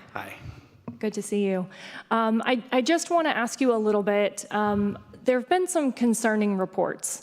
I know Heritage Foundation did one about the National Organization of Catholic Charities and the moving of folks crossing the border illegally across the United States. I believe the report actually said that those individuals were moved into every congressional district across the United States with the exception of 2, so pretty extensive. I'm very concerned around human trafficking, and obviously that's a huge problem at our border. What can you tell me about Catholic Charities and how maybe things have changed, or what ways are you working to prevent human trafficking in the organization at this point, so you aren't receiving people that are being trafficked and being moved through your organization? Yeah, so I appreciate that question. In terms of the work that Catholic Charities USA is doing in border communities, my understanding from my peers working in those organizations on the borders, and I should mention that each Catholic Charities is a separate independent 501c3 that's operated through a diocese. So the services that we provide in Colorado Springs look different than Pueblo, Denver, Tucson. You know, the individual agencies that are providing services on the border are providing housing and shelter to folks as they come over, asylum seekers and folks who come over and are undocumented, and are working with Department of Human Services around that whole mess, right? Because you have a mass influx of people into these border communities, and our call in those communities has been to shelter the stranger. I've not heard the reports of trafficking folks into congressional districts. So I could tell you that we would know if that had happened, if Catholic Charities agencies were doing some type of sharing of migrants, and we have not experienced any of that here locally. As far as the human trafficking question is concerned, that's, as you know, an issue that impacts our migrant community, it impacts our homeless community, it impacts our poor community. And the best we can do around that is to make sure there's a real keen awareness for staff. So in providing trainings and resources to be able to identify human trafficking and to be really clear about what the protocols are in reporting that, those types of suspicions. And frankly, that predates the immigration crisis that we've seen within the last 2 years, just because that issue has been one, and it's certainly one that we see along the I-25 corridor. Thank you for that clarification. And since you said you haven't really experienced that here, I appreciate you pointing out that you all have separate 501c3s. Do you guys receive funding from the national organization? No. Okay. And so you said you haven't experienced it here. So you're saying you guys have not had Catholic Charities from the national organization bring people into our community from the border? Correct. Yeah. That does not mean that we're not seeing migrants in this community, as everyone here knows, but they're not being directed by Catholic Charities or any other entity, because we have a vested interest in trying to figure out when someone shows up at our doors, whether they are a migrant or an individual experiencing homelessness who says, I just arrived from St. Louis. We always like to know why it is that they're coming to us, coming to our community, why it is that the resources in another community weren't sufficient for them. So we're not aware of Catholic Charities or any other organization out of Denver specifically who's saying go down to El Paso County and go to Catholic Charities down there. So do you have a sense of where these individuals, how are they making their way to our community then when they're seeking services through you? Yeah, it is anecdotal because we don't ask for that information for the individuals who are coming through the Marian House, both I think ethically or based on our mission and practically. When we serve as many people as we do, we just don't have a mechanism to background check everyone who comes through our doors. So when we see folks, and it's mostly asylum seekers who are showing up, and it's maybe 30 a week. And the responses to how they have found Catholic Charities or Colorado Springs or El Paso County are pretty variable. Oftentimes there's friends or family in the community. That is a community that communicates through social media, and so there might be something that gets out on Facebook where they say you can come here. I think that speaks to your comment about beaconing, and I think that's where we think we have to be really careful about the provision of services in our gospel call versus standing up something and making it look like we're a sanctuary city. But I think it's mostly word of mouth and social media. And I think every vehicle, bus and car, we've heard of people arriving in both of those transportation modes.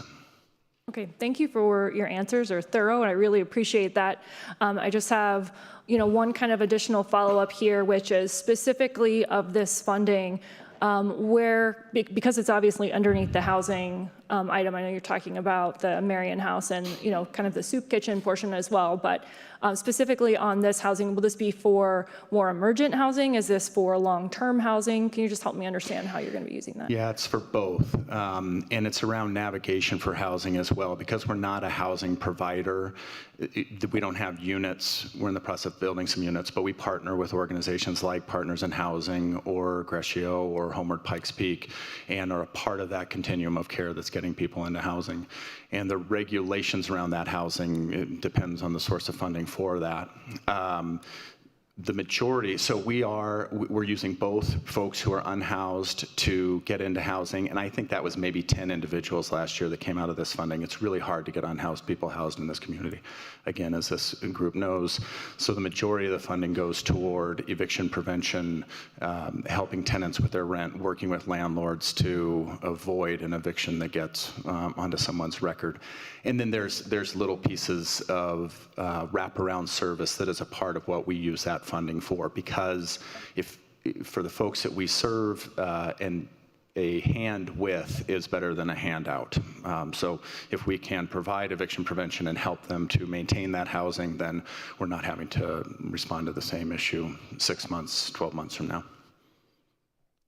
Okay, really one more follow-up here, but because you're describing your services, and so to go back to that human trafficking piece, so when we're talking about, you don't have long-term housing, so that's not kind of an issue around this, but in terms of emergent, going back to that human trafficking piece, how are you able to run background checks? I know that there's Megan's Law, there's some things around sex offenders. What information are you utilizing? Because this is my big concern, especially when we have folks that are coming across the border illegally, is we don't have a whole lot of information on them. So we know that many, and if not most, of the people coming are not criminals, but we do know that there are some who are hiding inside of that body as well who are. So what procedures do you have in place so that if you have someone that is coming in to seek services, that they're not a danger to other folks in the community who are seeking your services, or are trafficking someone else, or potentially even trafficking drugs, right? We know fentanyl is also coming again across the border. Yeah, I think by virtue of the services that we provide, because it is, because we're not housing and not shelter, so there's not an overnight component to any of the services that we provide, we do not have any formalized background check process in place for the clients that we serve. And So there is, other than the anecdotal and the observational and the human component that I spoke to earlier, and making, if we're in relationship with folks, that makes it easier to identify. But to your question, there is there's no background check that someone who walks through our doors receiving a meal on a given day or using our food pantry goes through to screen for human trafficking. Just the follow-up is, if they are placement type services, though, as you talked about this funding going through that. And I know you said it's mostly based on eviction prevention. So in that case, you've got people who are already in a home or whatever. But in the case of working to place someone, how are you making sure that, say, they come in and they say, hey, I'm unhoused, I need I have 3 kids. How are we making sure those are their kids and they're not being trafficked? That kind of a thing when you're working with them. Yeah. Once you get to that level of relationship with them, are there checks in place? Yeah, so I think, an example I would use on that, a mom with 3 kids who comes to us and is sleeping in her car, is working with a case manager. We're working through the continuum of care and coordinated entry. So our case managers, whoever is working with that mom and 3 kids is working to get her housed. Homeward Pikes Peak may be the best place to do that through the Commons, because they are our wraparound housing for homeless individuals right now. Partners in Housing would be another one. So we are communicating with those agencies, making that handoff, and then those agencies are screening the folks to make sure that they're proper fits. Okay, thanks. Okay. Quick question. Thank you, Madam Chair. Thank you for answering all those questions. And, I kind of have a quick story to relay here that I think is really relevant, specifically to Catholic Charities, actually. So I did get a phone call from a constituent. This was about a month and a half ago. And it was a single mom and 2 kids, no food in the pantry, and no money in the wallet. And she was crying. She was at a loss for what to do. So I did ask her, do you have a way to get around town? Do you have some way? And she did have a car, and she had, 3/4 of a tank of gas. So I did suggest to her maybe what you could do, because she was really worried about feeding her kids.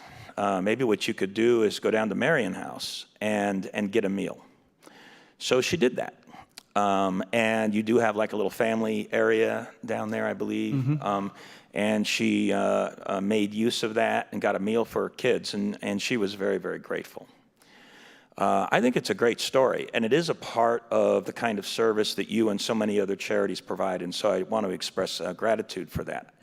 Here's the challenge that we have, but maybe it's an obvious challenge. When we have people that come into the country illegally, and particularly when it's a really large numbers, which is frankly an issue that the federal government needs to be dealing with, we run serious risk about not having resources available for our own residents that have a challenge in their lives. And instead, these funds kind of collectively, from a community-wide level, get diverted and go to a different place. And then part of that challenge is that some of these people that have come into the country, and it's not a small number, I don't know what percentages of the total number of illegal immigrants this is, but it's not a small percentage. They come over here owing money to a drug cartel that got them across the border, and then that drug cartel holds them accountable to those funds and makes them pay, and makes them pay, and makes them pay. That's a form of indentured servitude. And the challenge that we have, I think, is we could inadvertently be using local resources, helping these people pay the bills to the cartels, which I'm certain none of us have any intention of doing. We don't want to do that, right? But we could inadvertently be helping that. So this now becomes kind of, to me, in my humble opinion, a really, knowing that we don't have good resources to figure out who is and isn't an illegal immigrant and all of that. I know those are challenges. But we get into this place where we've got to, because the federal government is failing to do its job, we're being forced to try to do some of this work that they're not doing, because I don't think we really want to be helping somebody paying a cartel money. I think we would rather want to discover that they're stuck in that place and get them out of it. I don't have a good answer for you on that challenge, but I think it's important for us to be cognizant of it and make sure that we do what we can in the community to address that issue. Thank you. I would agree. Yeah. Thank you. All right. At this time, I will ask if there are any other members of the public who haven't already made a formal presentation on behalf of your organization who would like to speak on this item before we bring it up here for discussion. Hearing none in the audience and none online. All right, commissioners. Let me preface this with saying the resolution in the packet is a general one that will then reference the decisions made today. And this spreadsheet or another one. So that is so a final motion would need to just say I approve the resolution and then with which attachment.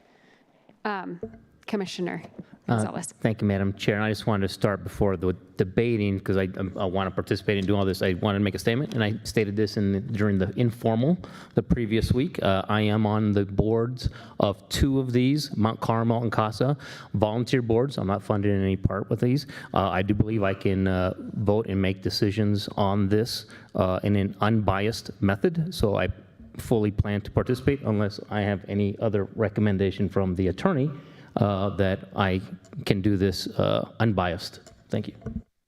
Thank you, sir. Okay, Commissioner Williams. Thank you. We may need the Excel spreadsheet masters up here. That would be Nikki or Amanda. Thank you. And while she's pulling that up, so we have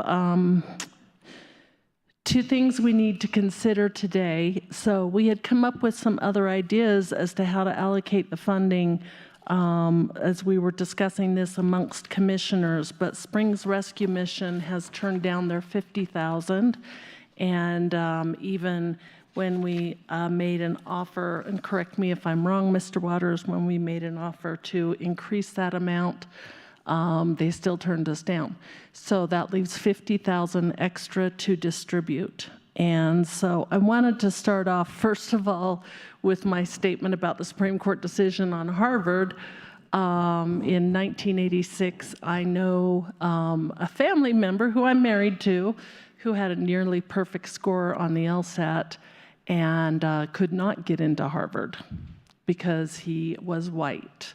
And so that's why when the Harvard case came up, it was just such a big deal. He was accepted into every other law school he applied for, ultimately went to University of Virginia, one of the top law schools in the country as well. But it was just really fascinating at the time to see their processes. But that is Harvard's problem, I'm going to state, and separate from Peak Education, because I was also looking on and that's why I asked you specifically about your program, what it did. I was also looking on the internet while we were down here. I have as an aside, my daughter-in-law, she is from India, and she recently moved here. And she had left the nonprofit industry. She was working in a Peak Vista type situation as a dentist, and stated to me, wow, the people where I'm working now are very entitled, which led me to start thinking about the purpose of these funds, which is to alleviate causes and conditions of poverty. And that's why these funds are focused in specific areas. And so, in a little different than what I had discussed before, I pulled up an article from the Gazette that says that the Harrison District 2, this is back in 2017, has the highest percentage in the region of enrolled students living in poverty. And I think that's important when we consider Peak Education. And so if I were to make a motion, I don't even know if it's going to get a second, I will tell you that.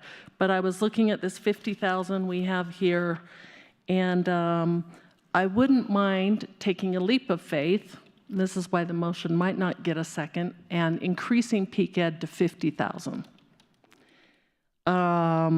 Careers in construction increasing by 15,000. This is from what we had proposed from DHS. And Catholic Charities increasing up by 5,000. And that leaves 15,000, and Stable Strides touched my heart because I had two daughters who, one had to have significant speech therapy and couldn't really speak until she was in 4th grade. And so that speech therapy component of them, and so proposing to increase Stable Strides by 15,000. And that would leave our numbers at the bottom normal. That is totally different from what we had discussed previously, so I won't even put it in a motion. We'll just see where we go from here. Okay? Okay. Thank you. And thank you very much to our nonprofits. I really appreciate you coming here and helping us out with this. Thank you so much. Okay. Are there any discussions, alternative options that you want to see? It's definitely, I think this is one of those times where doing math in public, not doing math in public probably comes into play. So thank you to Nikki and Asya for making sure the bottom line stays the same. And if I understand correctly, Asya, these recommended agencies and programs, we can't add to them by any other organizations, correct? That is correct. Okay. But everything on here is up for thoughts from commissioners. Commissioner Geithner. Sure.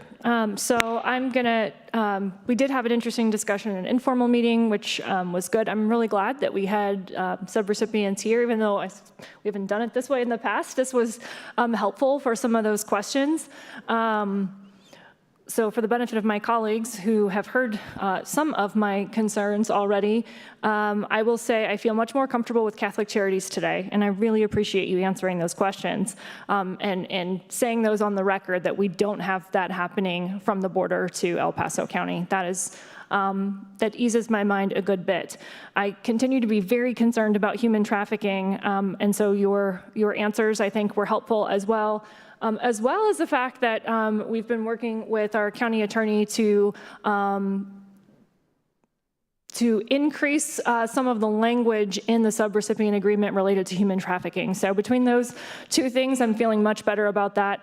But I will say, with all due respect from our friends at Peak Education, I'm very concerned.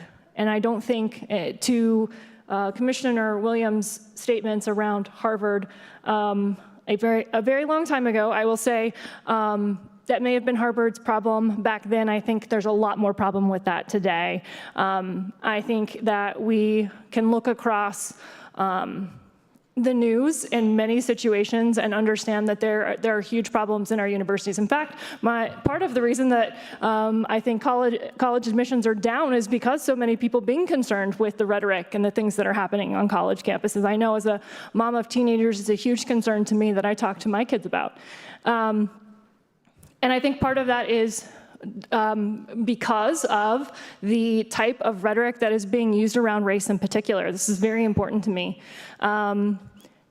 Again, as a person with white skin who grew up in very meager circumstances, I would not be where I am today if someone had looked at the color of my skin and decided that I had privilege or that I had it easier than people who didn't have white skin. Quite the contrary in many cases.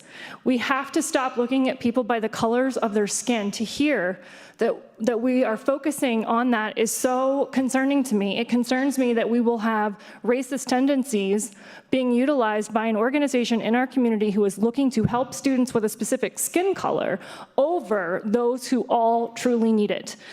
So for that reason, I am not in support of funding Peak Education at this point.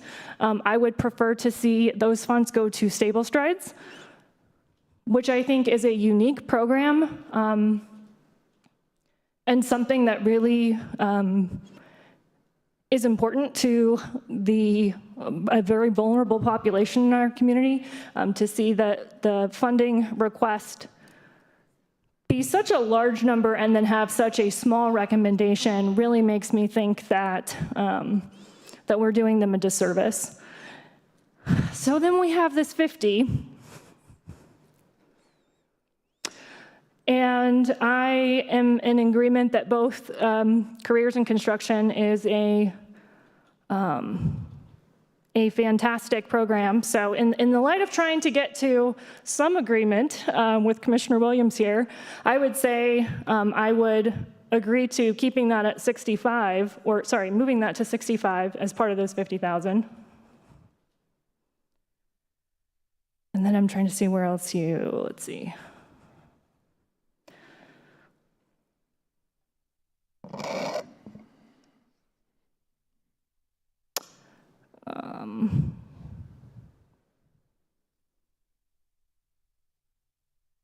Can we just go ahead and copy over the recommended amount for Partners in Housing, Tri-Lakes Cares, Catholic Charities, and Mount Carmel?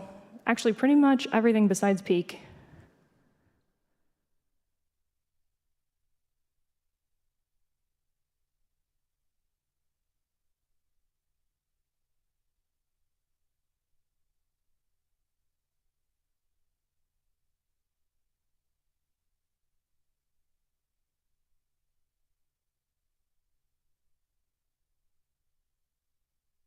And then I would be open to any discussion around, I think there are several programs on here. There are many great programs on here. But I would be open to kind of where else we would want to spend that 35. My really strong non-negotiable is I am not comfortable funding Peak Education.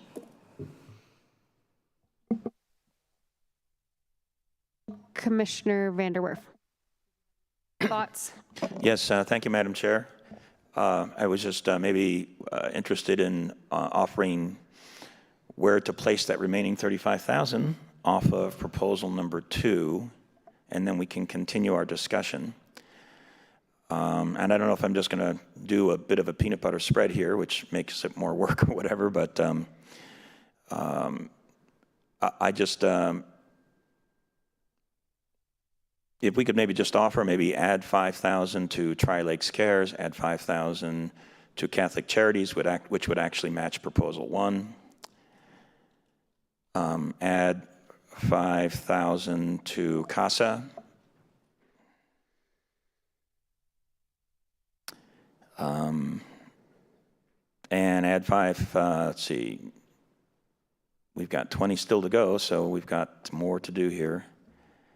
Add another 5 to Careers in Construction. I think that is an amazing program because it not only helps kids in need, but it gives them a hardcore skill set that goes to an industry that really needs employees. And they've done great work, and they're growing across the country now.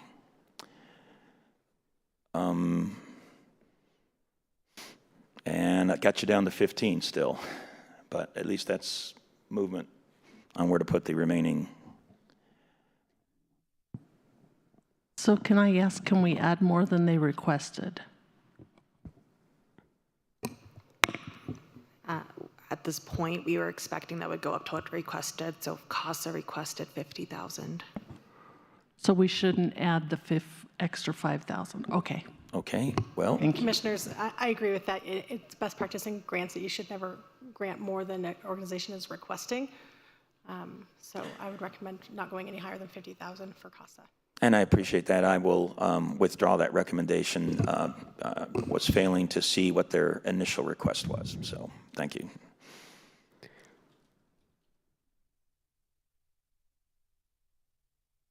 Commissioner Gonzalez, do you have some comments while we're still working on several of these? Sure, yes. And so I appreciate all the comments, the questions. I thought they were all valid questions.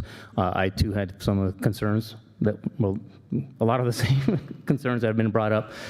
I will take one opposite or a different viewpoint on one of them. So, and because we are discussing on perhaps another 20,000 here, is I agree. We need to look at people on merit, but I do see also students who fall through the cracks.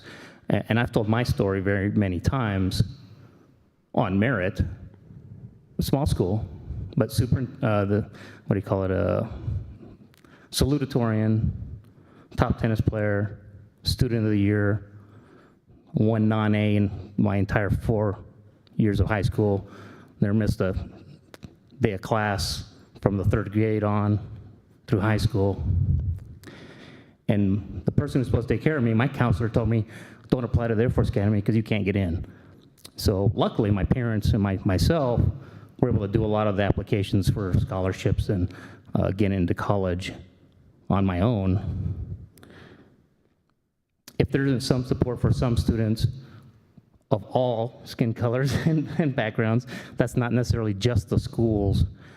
I think there could be some students that fall through the cracks. So, and since there are some dollars here, I do think we should consider some money to Peak Education, because I could have been one of those students that fell through the cracks, and luckily, because of perseverance of myself and my parents, I didn't. Thank you. I will just, I think for ease of dealing with the proposals on spreadsheets, just philosophically, yes, I've understood and had the same initial reaction to a statement on Peak Education's website, and I think Commissioner Geithner did a good job of pulling the strings and asking a lot of things about that. For me, what this whole process with all of these organizations comes down to, there are a lot of pieces to it. But I think it's our job up here to look at local outcomes that best serve our community. And it's very easy when we, I think it was actually even referenced in our earlier proclamation today. It's very easy for us to take responsibility in totality for fixing things that we might disagree with in society here. And so I think that's where the difference in views is. I think that philosophically, I like to see local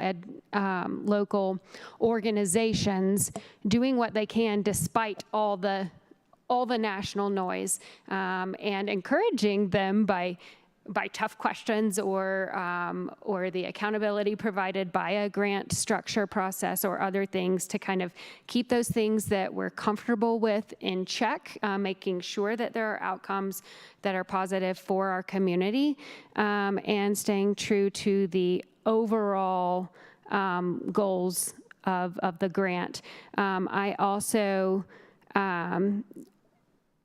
greatly appreciate the work of our advisory committee on looking at those things, and yet it's also still our job to do some due diligence, which is where all the question asking came in, and going to organizations' websites that are in your application, and seeing what the overall direction of any one organization is. So all of that to say, I am also in favor of seeing Peak Education stay at the recommended amount, not anymore. Commissioner Williams, I think that I think that they've seen that there's a lot of work to do in this community, and organizationally maybe still trying to figure out how to have those great outcomes. And so based on truly, an outcomes-based deal, I'm comfortable with the original recommended funding for Peak Education of $35,000. And I think from there,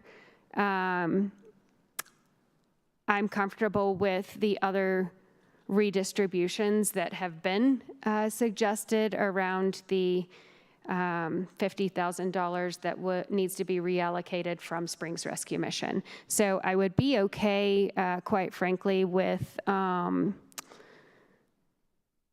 with yet another proposal, a mixture of several of these, but including the original amount of $35,000 for peak ed, and looking forward to seeing the updates of whether the scope of what was applied for is able to result in those same positive outcomes for the community that these block grants are designed for. So that's just maybe a philosophical start, and then we can play with the numbers based on the fact that I hear at least three commissioners saying maybe something for peak ed. So, Commissioner, can I? Yes. Just make sure I put the numbers correctly in the proposal 3 column. What I did is I took Commissioner Geithner's proposal 2, which was short $35,000. That happens to be the exact same amount that now you're asking for as a proposal for peak education. So I've copied proposal 2, but added $35,000 in for peak education for that proposal 3. Okay. Thank you.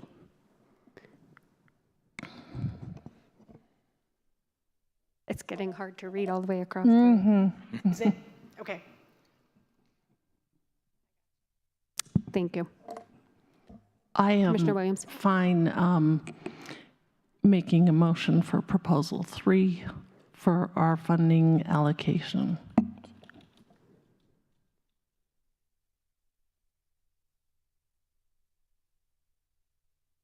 I get a second, which is okay. I'll second it, but I mean, I think that tells us where we are on it. Thank you, Madam Chair. I still actually like, I like proposal 2B. It's just where would that last 20,000? And so I understand the concerns. If I'm going to have my proposal, I guess 4 or so I would just. I thought somebody was going to make a comment on how to distribute that 20, so I'll just leave it as 2B plus 20,000 for peak education.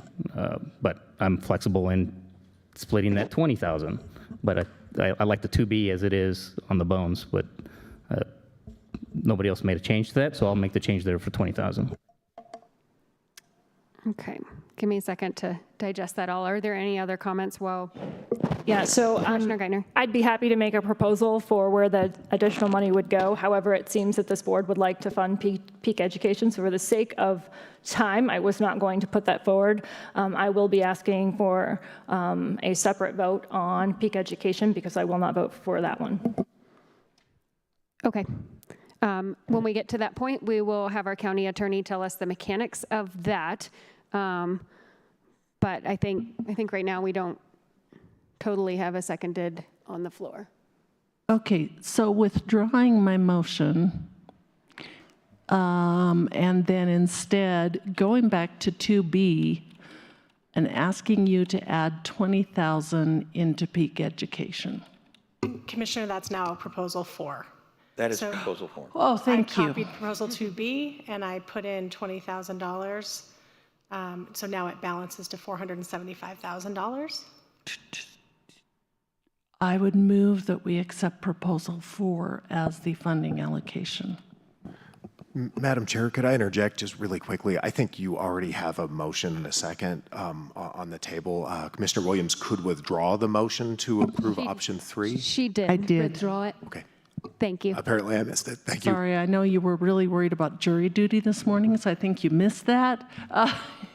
But no, I did withdraw my motion because I knew it would die. And so I'll move proposal 4. And we could bifurcate the vote if needed. I'll second. Any discussion? So I'll defer to our county attorney for whether we want to, whether the cleaner procedure is to bifurcate that vote, or I could propose an amendment and move it that way. But I would prefer to take the vote separately if we could do a bifurcation. Thank you, Madam Vice Chair. I think that's probably cleaner. You could move to amend, but you may want to resolve the motion on the table now first. Okay, do you want me to move to amend my own motion? So I would amend proposal 4 to distribute $455,000 and to the organizations that are now highlighted in yellow and first. And that would be the first motion we do. Second. Okay. Mr. County Attorney, I think that's not exactly the way that it looked like you were directing us, but does that get us to the same end result? Thank you, ma'am. I think it does. Okay. All right. So the motion on the table is, as is highlighted in yellow, to allocate $455,000 to all those listed in yellow in the proposal 4 column. Okay. Any further discussion? Commissioner Williams? Aye. Commissioner Vanderwerf? Aye. Commissioner Gonzalez? Aye. Commissioner Geithner? I'm voting aye, but I want to make it clear that the reason I am voting aye is because we've clarified from Catholic Charities, and we are going to include in that subrecipient language strong language around human trafficking. Aye. And the chair votes aye. That motion passes 5-0. We still have $20,000 currently unallocated. Is there another motion? I move we allocate $20,000 to Peak Education. I'll second. I will second as well, but I'd actually like to perhaps ask another question, because it is a question that came up in this whole process every time, and it's why we ended up with another $50,000 to allocate today. Can we, I'm sorry to put you on the spot, Mr. Jimenez, but are you able to speak to whether you are able to do anything within the scope of the original application for that $20,000? Thank you for the opportunity to speak. And I appreciate it, because I would And please respectively... just keep your answer to that question, if you Yes, don't mind. I Thanks. will respectfully decline the $20,000. It is not worth the accountability or the time for the small grant of $20,000. It was far below our original request. Okay. Thank you, sir. I should have asked that before. I would move that we give an additional $20,000 to Mount Carmel. I know that we help Mount Carmel in many ways, and that has been discussed. However, I do not think that there is enough that we can do for the veterans of our community. So that's my motion. I'll second that. And again, I'll ask a similar question of our grant administrators. I know that I don't see anyone from Mount Carmel here today, but is there some reasonable portion of their application doable with this change? I believe there would be. I would want to confirm with them, but they're funding portions of positions, so I believe they'd be able to fund additional portions of those positions. Okay. Just making sure we have all the information here. Okay. Yes, ma'am. I apologize, Madam Chair. We do have a motion and a second on the table to allocate the $20K to the Peak Ed, and although they've declined, we need to take care of that first before we consider the second motion to Mount Carmel. I will withdraw that motion for the $20,000. Okay. I will withdraw my second. Okay. Okay. Thank you. Thank you, Jackie. And then the next motion. Okay, so again, I will move that we add an additional $20,000 to Mount Carmel. And I will second that. Okay. Any further comments? Okay. Before we vote, I'll just say that I'll be in support of this proposal. Much of what we do up here is figuring out how to best do things, and when one way doesn't work, we still try to do our best to stay true to things. I personally I'm a little disappointed in what I think we won't get to see what Peak Ed potentially could do with this. With that, I'm happy with where it looks like it will end up going. So with that, I'll call the roll. Commissioner Williams. Aye. Commissioner Vanderwerf. Aye.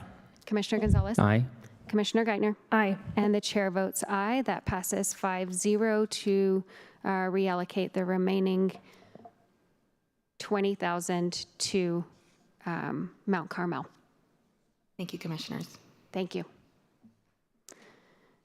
All right. Thank you very much for your patience. That is not an easy process. Thank you for the organizations that have applied and are continuing to do great work in our community. We very much appreciate it. And thank you to our team, to our advisory board representation here, and always to the spreadsheet master for keeping us on task there. With that, I think I will take a brief recess before we move on to the next item. Very brief.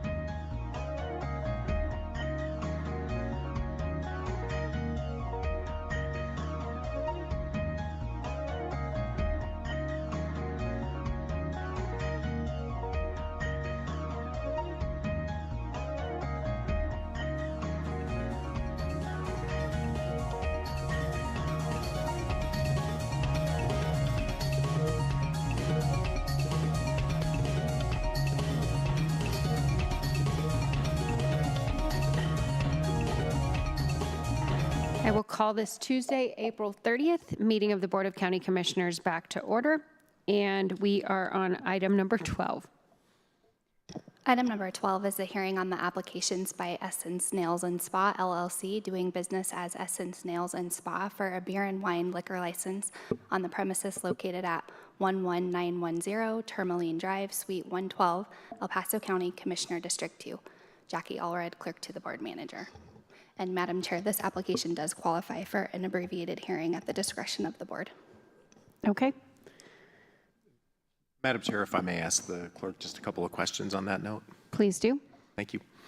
Has the applicant fulfilled all state and local requirements? The applicant has fulfilled all state and local requirements.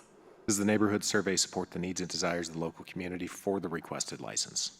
The neighborhood survey was favorable and supports the needs and desires, and Liquor Pros is here to present the results of the survey.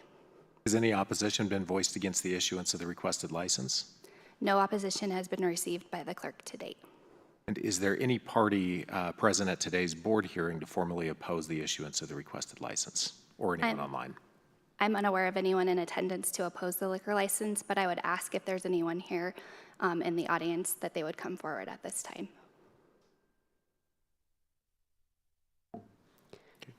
Seeing none, has the sheriff's investigation revealed criminal history relevant to the issuance of a liquor license? There was no criminal history relevant to the issuance of the liquor license. Thank you, Madam Clerk. Madam Chair, I believe this matter does qualify for an abbreviated hearing. Okay, and I will look for your advice, Mr. County Attorney. We can, that does need a motion to move into an abbreviated hearing.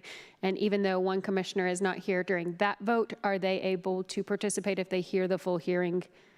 Yes, as long as that commissioner hears the full hearing. Okay, wonderful. Well, there we go. This does qualify for an abbreviated hearing. The appropriate things have been asked. I will call the roll. Need a motion. A motion? I'll move that we have an abbreviated hearing on this item. Second. That has been moved and seconded. Any further comments? Commissioner Williams? Aye. Commissioner Vanderwerf? Aye. Commissioner Gonzalez? Aye. Commissioner Geithner? Aye. And the chair votes aye. We will proceed at this time with an abbreviated hearing. Thank you. Hi, my name is Emily Cho. I'm owner of the Essence Nails and Spa. And I opened this shop after pandemic 2020, May 14th. And then this year is our 4 years of the anniversary. And then why I having this business, a lot of customers requesting having a beer or wine kind of when they're having services. That's how I apply this liquor license. Yes. Okay. First of all, I'd like to say on this Small Business Week, thank you for your patience as we get to this item, which really impacts small business. So thank you. Any comments or questions? Commissioner Vanderwerf? Yes, thank you, Madam Chair. And actually, I'd like to echo the chair's comments to specifically thank you for your patience for this license, because you've been here over 2 hours, and appreciate your willingness to do that. Thank you for having me here today. Thank you. Commissioner Gonzalez. Oh, thank you, Madam Chair. I just would like to hear, as we normally do, our response survey. Thank you, Commissioner Gonzalez. For the record, my name is Eva Gerritsen, one of the owners of Liquor Licensing Professionals doing business as Liquor Pros. We were hired by the applicant to conduct the needs and desires survey regarding the new beer and wine liquor license. I actually want to echo this, or the state. A lot of these licenses like this, there's been a misconception that if liquor is offered free, or handed out to folks in places like this, that it's acceptable without a liquor license. And we have a lot of establishments that are doing this, which fall below the law. And so right now, I really commend her for actually going through the whole entire process and doing the right thing, because I think that also helps keep the community safe from liquor abuse here in the community. So just wanted to congratulate her on that and show that I see a lot of stuff go on. So having her go through the process is just really amazing. So commissioners, this location is located up there, as you well know, by Purple Toad, Jack's, right in that shopping center right there on the way out to Antler Creek in there. So it's right in that shopping center. We made attempted contacts with 532 business owners, managers, and residents inside that area and obtained a total of 108 signatures. 10 were from business owners and managers, all 10 signed in favor at 100%. 98 residential signatures with 73 signed in favor at 75, 9 opposed at 9%, and 16 with no opinion. Of course, if those folks do not attend that place, they don't have a say-so. They don't want to have a say-so whether they want to be in favor or not. If we combine those totals, we actually have 77% signing in favor, 8% opposed, and 15 with no opinion. If we remove the no opinion, we actually have 90% signing in favor with 83 signatures and 9 no's. We do ask those folks to write in why they are in favor or opposed to this license. On page 2, for reasons of opposition, we had 7 who declined to provide any reason for us. 1 stated there was enough or too many of this license type, and 1 said plenty of liquor in our shops. We did seek out the last one because this is a specific niche. It's a nail salon. It's nails. So not everybody frequents these establishments. So those folks seeking to have liquor in this place, to some of those folks that do not seek a need and desire in that, can actually say, well, they can go get liquor at the store down the street because they don't go there. So if you do throw that one out, it actually bumps it up to 91%. But the 90% clearly shows a positive need and desire for this license in this area, and that the existing outlets have not yet met that need. I'd be very happy to answer any questions. Any questions? Commissioner Gonzalez. Thank you, Madam Chair. I don't have any questions, but I would say it's a little bit lower than normal in terms of with the raw numbers, a little bit less. But I think you commented and addressed an issue which to me stands out as a little bit of a niche type of service versus some of the other restaurants there, and the ones who I thought, interestingly enough, might have an issue with them. The local all supported it unanimously, so that was good. Thank you. I think business knows businesses breed business, so a lot of our businesses that we get feedback from, unless they see it as direct competition, always supports more folks in there. Okay, any further questions for the applicant? Okay. Commissioner Geithner, this is in your district. It is. So I will move approval of this item. I do just want to point out, I appreciate Commissioner Gonzalez's statements. You know, it's always interesting when we have this discussion. It's still a very high number, even when we leave those added. And it's very clear that a large majority of the community is in favor of this.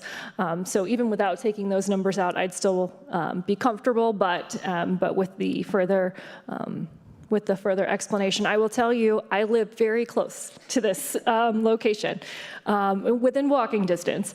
And one of the things that I hear often in the community are things like, we really don't need any more tire stores, and we really don't need any more of this, and we really don't need any more of that. And so this is a great opportunity to talk about that we have this needs and desire. It's very high still. And at the same point, it's important to remember that businesses can only exist if they have the business to exist. And that is one of the strongest needs and desires that can be shown, is that you have folks in the community who are frequenting that business and that service, and it makes it worthwhile, meaning the market is working and the customers are there. So, but I do think that it is sufficient regardless, and so that is why I'm moving for the approval. I'll be glad to second that one. Any further discussion? Okay. Commissioner Williams. Aye. Commissioner Vanderwerf. Aye. Commissioner Gonzalez. Aye. That was aye. Aye. It sounded like There's nye. the- Aye, sorry. Just for the record, thank you. Commissioner Geithner. Aye. And the chair votes aye. That passes 5-0. Congratulations. Thank you so much. Congratulations. Item 13. Item number 13 is department and committee reports, non-action items. 13A, quarterly budget report, quarter 1, 2024. Nikki Simmons, Chief Financial Officer.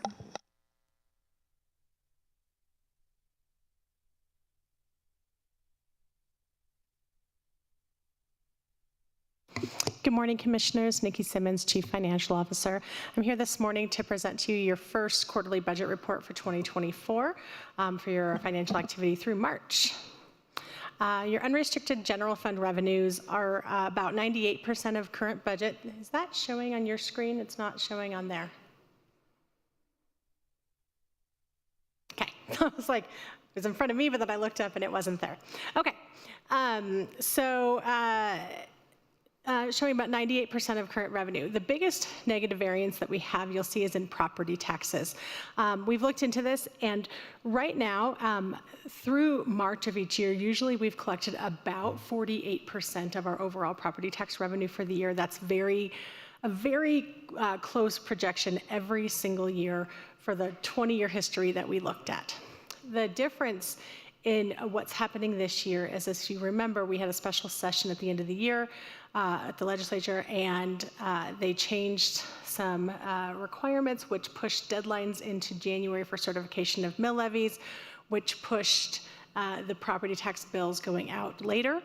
What was interesting is that the deadlines for payment were still the same. So there was not an extension to pay, just the bills went out later. And with that, it seems that people maybe are paying a little bit later than they typically would have earlier. So property tax deadlines, there's typically two options. You can pay half in February and the other half by June, or you can pay it all by April.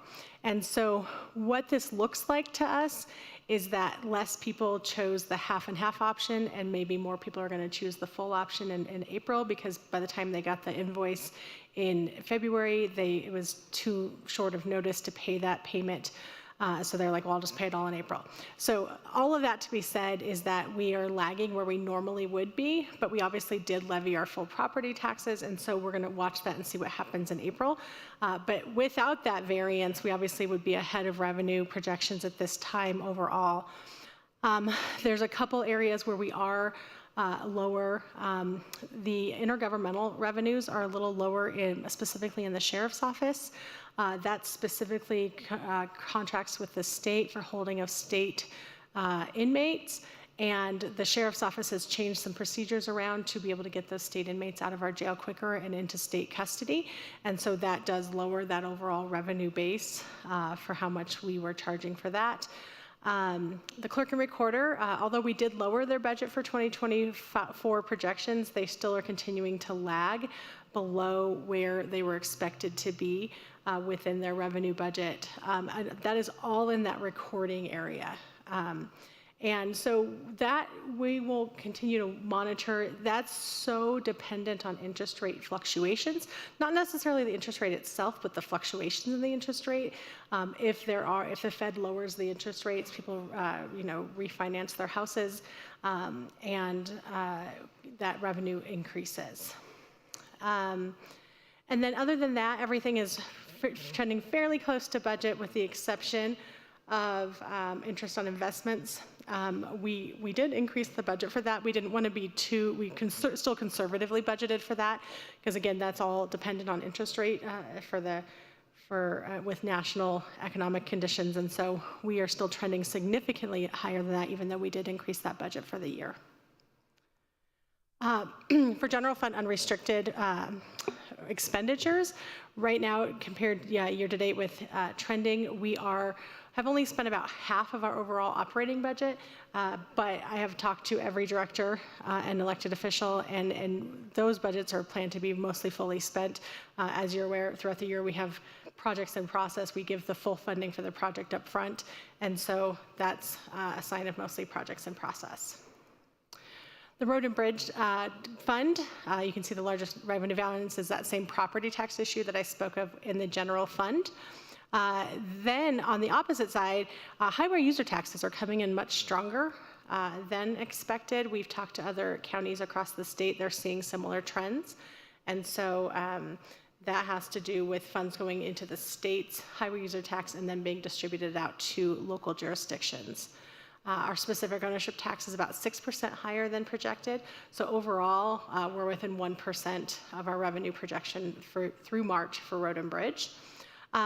We do have slight overspending compared to trends in Road and Bridge of about 7%. That is almost all due to some of the snowstorms we had earlier this year. A lot of overtime went into responding to those snowstorms.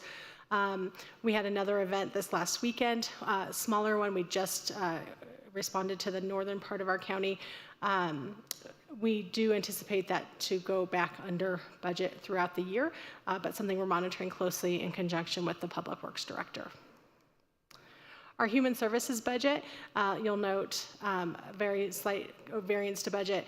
When you see a little bit of extra revenue, then that's a sign that we've been able to build some more things into our allocations. And then so far we have some underspending in personnel, but are working towards as close as we can to full FTEs in that department. We're doing a great job at keeping staffing in that department. Your capital improvement fund has had no activity through March. The first time you'll see activity, the first payments on our COPs, we pay twice a year, our interest payments in, they're due in May. I think we pay them in April, so you may see activity in April. And then in December, we pay the principal and interest payments. On the self-insurance fund, the workers' comp risk side, we are still slightly over, not slightly, 7% over budget compared year to date. Now, I will say that was something we expected as they've come in front of this board. We knew we were going to have some settlements, which were budgeted for, and so we're comfortable with where this budget sits for the year. And then on the workers' comp side, we have some savings that's offset that so far, and so we're within about 2% of our projection at this point. On the health side of the self-insurance fund, we have slightly under budget and expenditures, about 97%. So a good place to be with our self-insurance medical trust. General fund restricted business units. I will say public safety sales and use taxes here. This is only through February because that's the most current information that we have. We're within a little bit 1% over budget. I won't have a sales tax presentation today. That will be next month when we have a full quarter's worth, and we have through March.